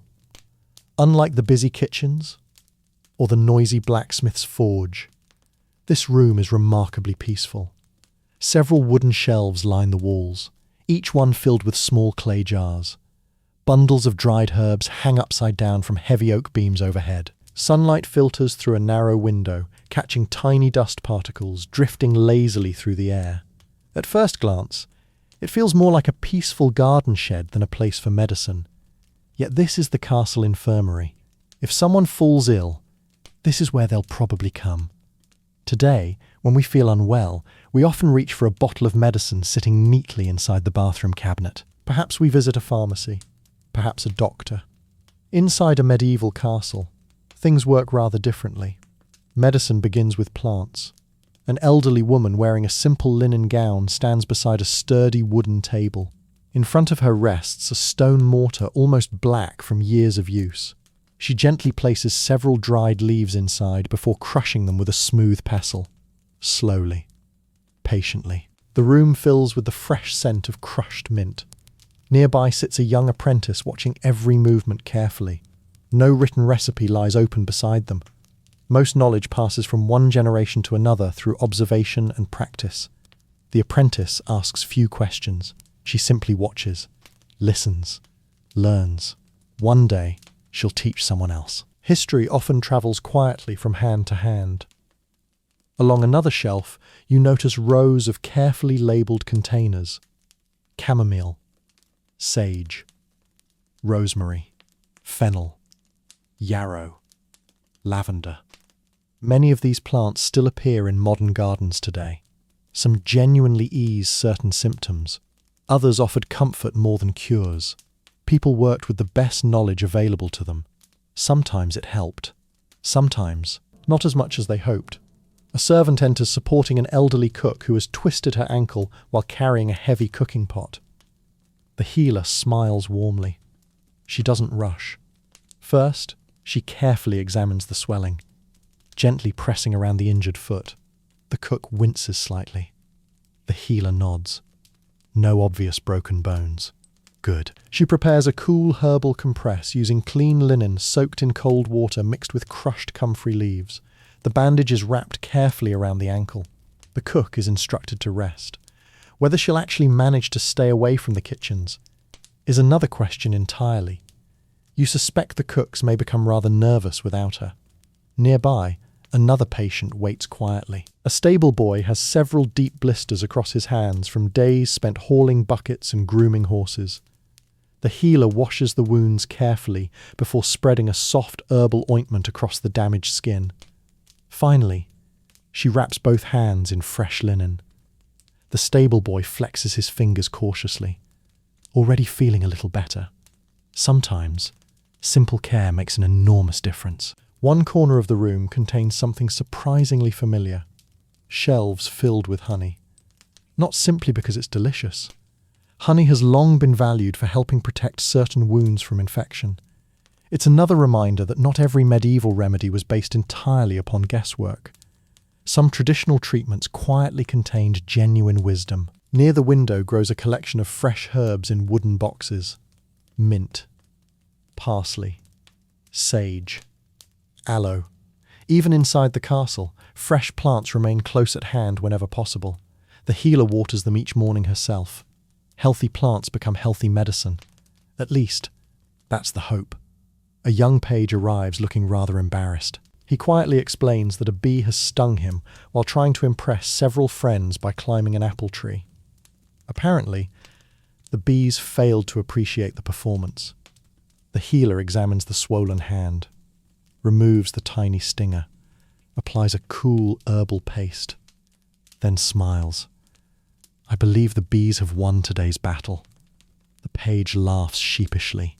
His friends waiting outside laugh even harder. Some lessons are remembered far longer than others. Across the room, a monk copies notes into a carefully bound manuscript. Many monasteries preserved valuable medical knowledge throughout the Middle Ages.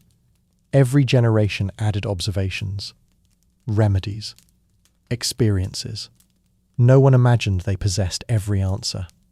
They simply recorded what seemed to work. Knowledge, like bread, often grows one careful piece at a time. The room remains surprisingly calm. Nobody hurries. Nobody shouts. Healing often requires patience. Not everything can be fixed immediately. Some illnesses simply demand rest, good food, warmth, time. Perhaps that advice remains just as true today as it was 800 years ago. As you prepare to leave, the healer hangs another bundle of freshly gathered lavender from the ceiling. The gentle fragrance slowly spreads through the room. Whether it cures anything or not, it certainly makes the infirmary feel peaceful.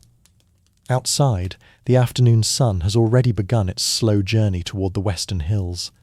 The castle continues its endless rhythm. Bread is baking. Horses are being brushed. Children are laughing in the courtyard. Guards patrol the walls.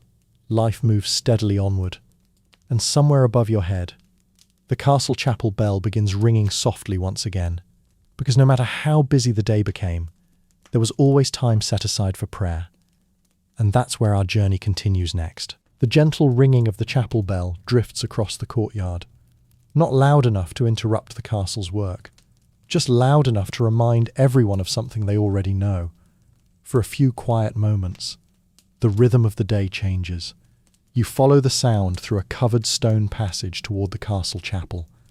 The doorway is modest compared with the towering gatehouse. No enormous banners hang above it. No guards stand outside. Yet as people approach, almost everyone slows their pace. Some remove their hats. Others lower their voices without even thinking. It's a place that naturally invites quiet. Stepping inside, the air immediately feels cooler. The thick stone walls keep out much of the summer heat. Only a handful of candles burn before the altar. Their small flames flicker gently, filling the room with warm golden light. The scent of melted beeswax mixes softly with faint traces of incense lingering from an earlier service. Sunlight pours through narrow stained glass windows high above your head. Tiny patches of red, blue, and green settle across the stone floor like scattered jewels. As the afternoon sun slowly moves across the sky, the colours move with it. The chapel seems to change almost without anyone noticing. A monk kneels quietly near the front. His lips move silently in prayer. Nearby, a noblewoman lights a small candle before bowing her head for only a minute or two. She isn't here for a long ceremony. She simply pauses, then quietly returns to the day's responsibilities. For many people living inside the castle, prayer isn't something reserved only for special occasions.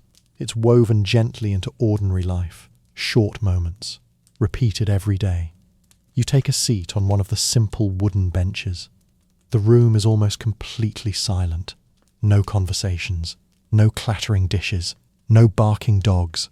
Only the faint crackle of candle flames and the distant cooing of pigeons somewhere above the roof. After spending hours inside, busy kitchens and noisy courtyards, the silence feels surprisingly comforting. A young page slips inside, carrying his cap in both hands. He glances around nervously before kneeling for a brief prayer. Perhaps tomorrow he'll begin another lesson. Perhaps he's worried about making mistakes. Perhaps he's simply following a familiar daily routine. Whatever his reason, he leaves looking a little calmer than when he entered. Across the chapel, an elderly knight rests both hands upon the top of his walking stick. His hair has turned completely grey. One shoulder carries an old scar earned decades ago. He closes his eyes quietly. No dramatic speeches, no elaborate ceremony. Just a few peaceful moments before returning to the castle outside. It's easy to imagine medieval life as endlessly noisy. Battles, feasts, markets, trumpets. In reality, many days included moments exactly like this. Stillness, reflection, time to breathe. A priest begins reading softly from a beautifully illuminated manuscript resting upon the altar. The pages glow with rich colours and delicate gold leaf. Each letter has been copied by hand. Every decoration painted patiently by skilled artists. Creating a single book like this could take months, sometimes years. Books were treasured possessions, not simply because they were beautiful, because every page represented extraordinary effort. You notice several children sitting quietly beside their mother. At least, they're trying very hard to sit quietly. One little boy swings his feet beneath the bench. Another becomes deeply fascinated by the colourful light dancing across the floor. His mother gently places a finger to her lips. He nods solemnly, then immediately begins watching the coloured light again. Some things never change. Outside, life continues as usual. You can faintly hear a blacksmith's hammer echoing across the courtyard. A horse nickers from the stables. Somewhere, a cook calls for another basket of onions. The castle hasn't stopped working. It has simply become the quiet background to this peaceful room.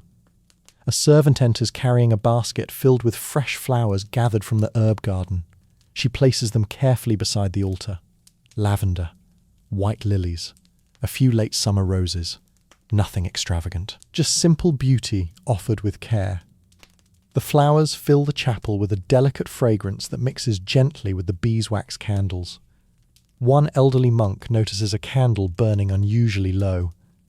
Without disturbing anyone, he quietly replaces it with a fresh one. The new flame catches almost instantly. A tiny act, barely noticed. Yet somehow, it keeps the peaceful atmosphere alive. As the afternoon prayers come to an end, people leave as quietly as they arrived. No one rushes. The heavy wooden door opens. Sunlight spills briefly across the stone floor, then closes once more. Within moments, the chapel is peaceful again. You linger for one last look. It's remarkable how this small room serves as a quiet heart within such a busy castle. Outside these walls, bread is baking, water is being carried, armour is being repaired, children are playing, fields are being harvested. Inside, time seems to move just a little more slowly.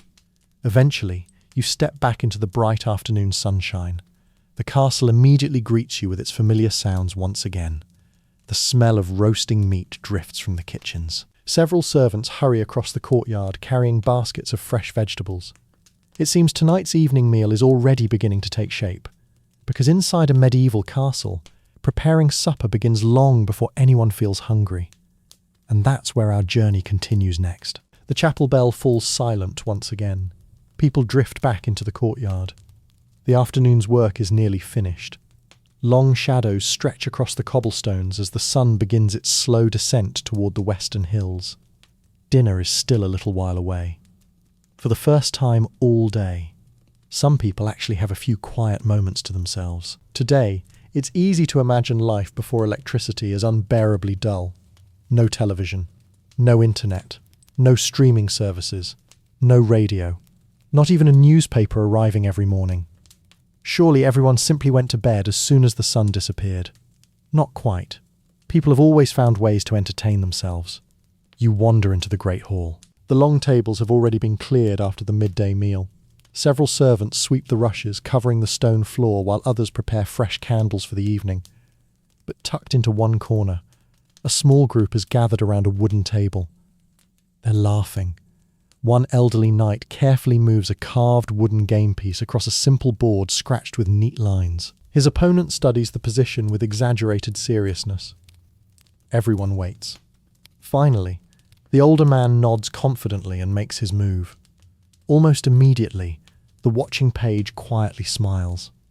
Apparently, the knight has walked straight into a trap. Board games have existed for thousands of years.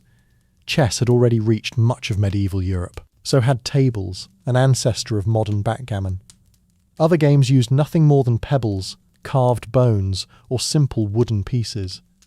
Expensive equipment wasn't necessary. Only good company. Nearby, two noblewomen continue working on an elaborate embroidery while quietly exchanging stories. Their hands never stop moving.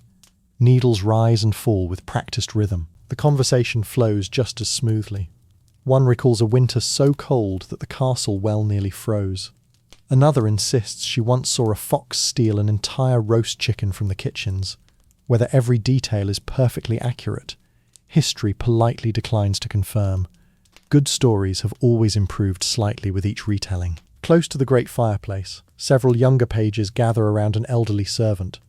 He begins telling a tale about a clever traveller who outwitted 3 dishonest merchants using nothing more than patience and careful listening. The children lean forward, eyes wide. Nobody interrupts. Stories don't require electricity, only someone willing to tell them well. The crackling fire somehow makes every tale feel even better. Across the room, a young musician tunes a small harp. One string sounds slightly flat. He adjusts it carefully. Plucks it again. Perfect. Soon soft melodies begin drifting gently through the hall. Nothing loud. Nothing dramatic.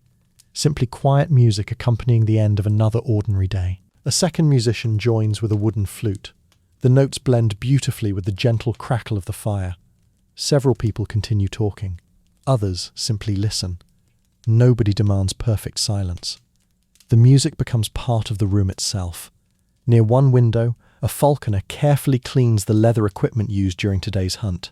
As he works, another servant asks about the hawks. Before long, the conversation becomes a lesson. How long does it take to train a hunting bird? How does it always find its way home? The falconer answers patiently. Knowledge often spreads through ordinary conversations exactly like this one. Across the hall, the castle cat makes another appearance. It walks confidently between several chairs before jumping onto an empty bench. After inspecting the room with obvious satisfaction, it curls into a comfortable ball. Apparently, even professional mouse hunters appreciate a little music before supper.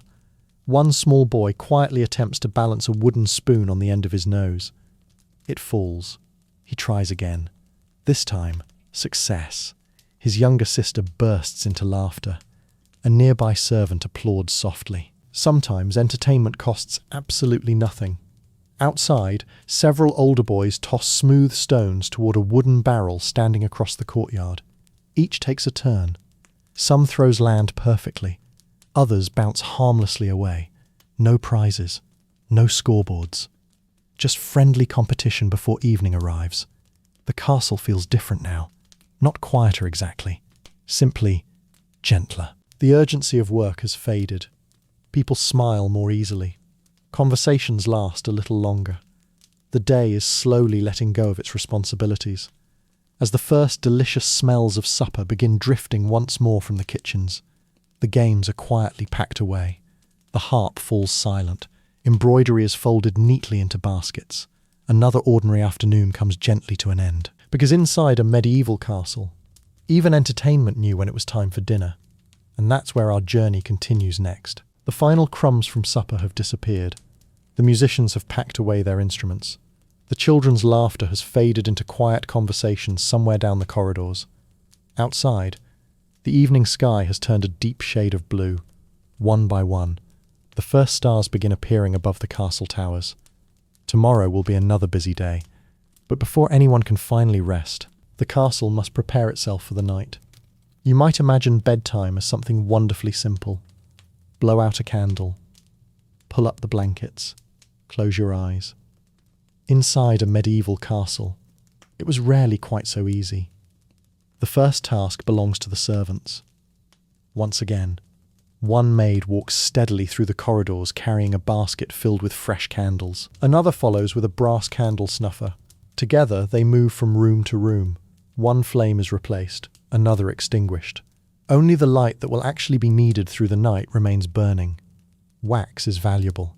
Every candle saved tonight means another available tomorrow. Near the kitchens, several cooks finish cleaning the last of the great iron pots. One enormous cauldron still hangs above glowing embers. Not because tomorrow's soup has already begun, simply because lifting it down every evening would require far more effort than leaving it safely in place. The fireplace itself receives careful attention. The glowing logs are spread apart. Fresh ash gently covers the remaining embers. Tomorrow morning, those hidden coals will quietly bring the kitchen back to life. Today's fire is already preparing tomorrow's breakfast. Outside in the courtyard, a groom makes one final journey through the stables. His lantern swings gently beside him. Each horse receives another quick inspection. Fresh hay, enough water, secure stall doors. One grey mare nudges his shoulder gently as he passes. He smiles, scratches behind her ears for a moment, then continues. Some routines become almost comforting after repeating them hundreds of times. Far above, another pair of guards begins the night's first watch. Their cloaks flutter softly in the cool breeze.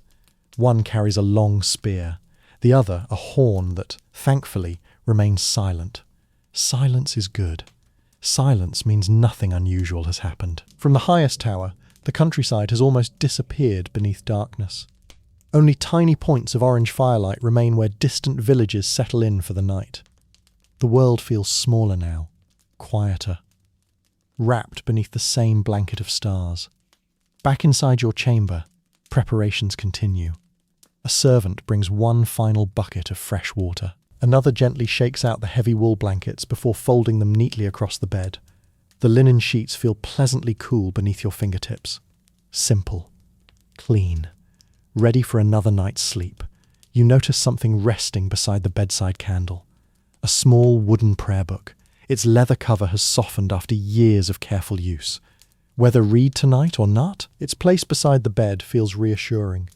Certain objects quietly become part of everyday routines. Not because anyone insists, because familiarity itself becomes comforting. Nearby, the castle cat stretches lazily before making its nightly inspection of your chamber.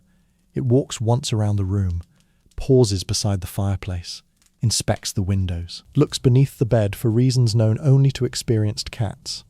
Apparently satisfied, it jumps gracefully onto a folded wool blanket and curls into a tidy little ball.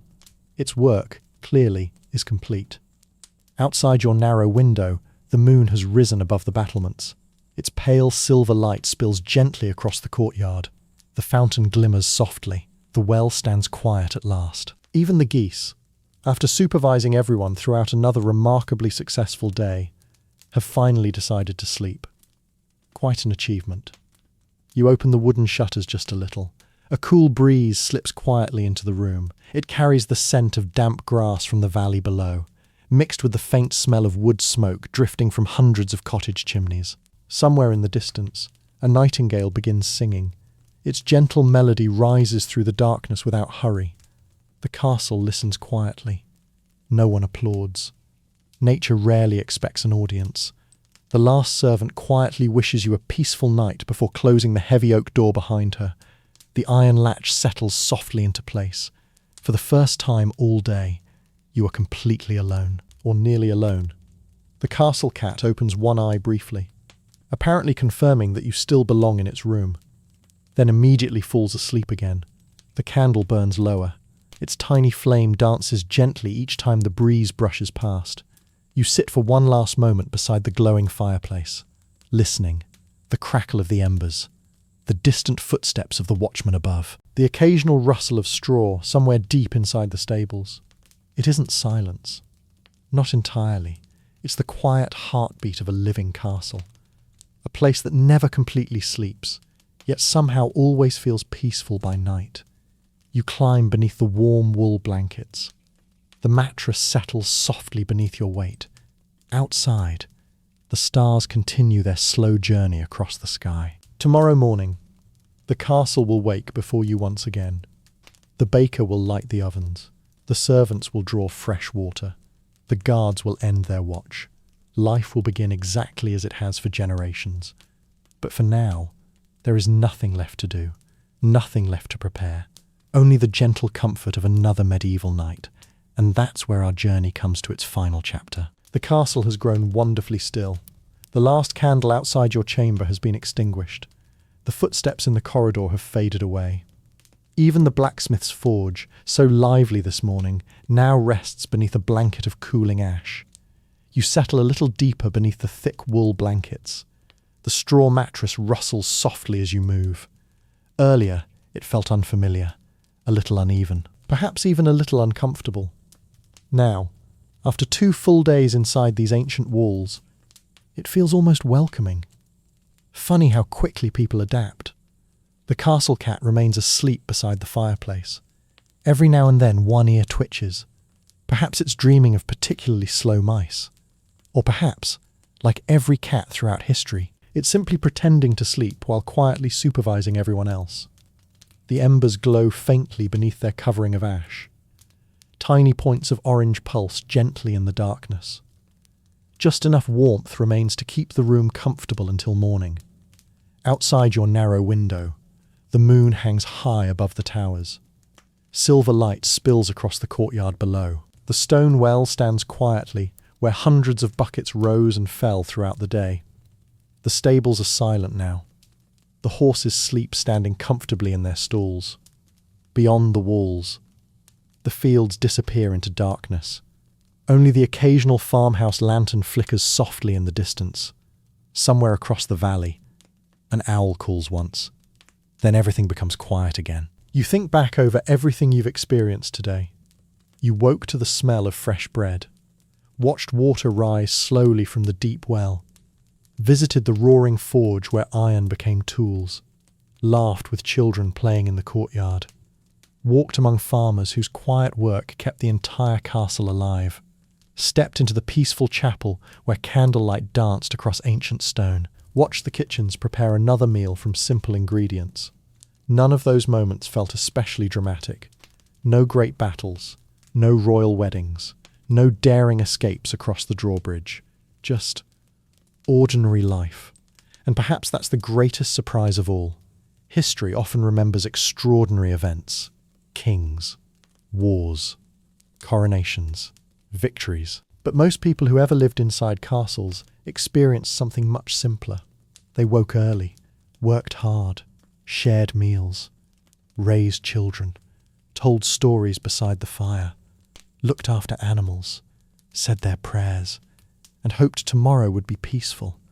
In many ways, their lives weren't quite as different from ours as we sometimes imagine. They worried about the weather, celebrated birthdays, laughed at small jokes, complained about sore feet after long days, looked forward to warm meals, enjoyed the company of friends, felt grateful for quiet evenings. The centuries between us may seem impossibly long, yet the people themselves often feel surprisingly familiar. You hear the distant watchman call softly from the battlements. Another voice answers somewhere across the walls. All is well. The castle remains safe. For another night, the wind brushes gently against the old stone towers. The banners flutter almost silently overhead, somewhere deep inside the kitchens. Tomorrow's fire still waits beneath its blanket of ash. The baker will uncover it before dawn. Fresh bread will once again fill the corridors. Servants will draw water from the well. The blacksmith's hammer will ring across the courtyard. Children will race through the gardens. The castle will wake exactly as it has for generations. Its rhythm never truly ends. It simply pauses, just long enough for everyone to rest. You close your eyes. The smell of wood smoke lingers softly in the room. The thick blankets grow warmer with every passing minute. Your breathing becomes slower, calmer. The sounds of the castle grow more distant, one by one. They gently fade into silence. And somewhere beyond sleep, morning is already patiently waiting.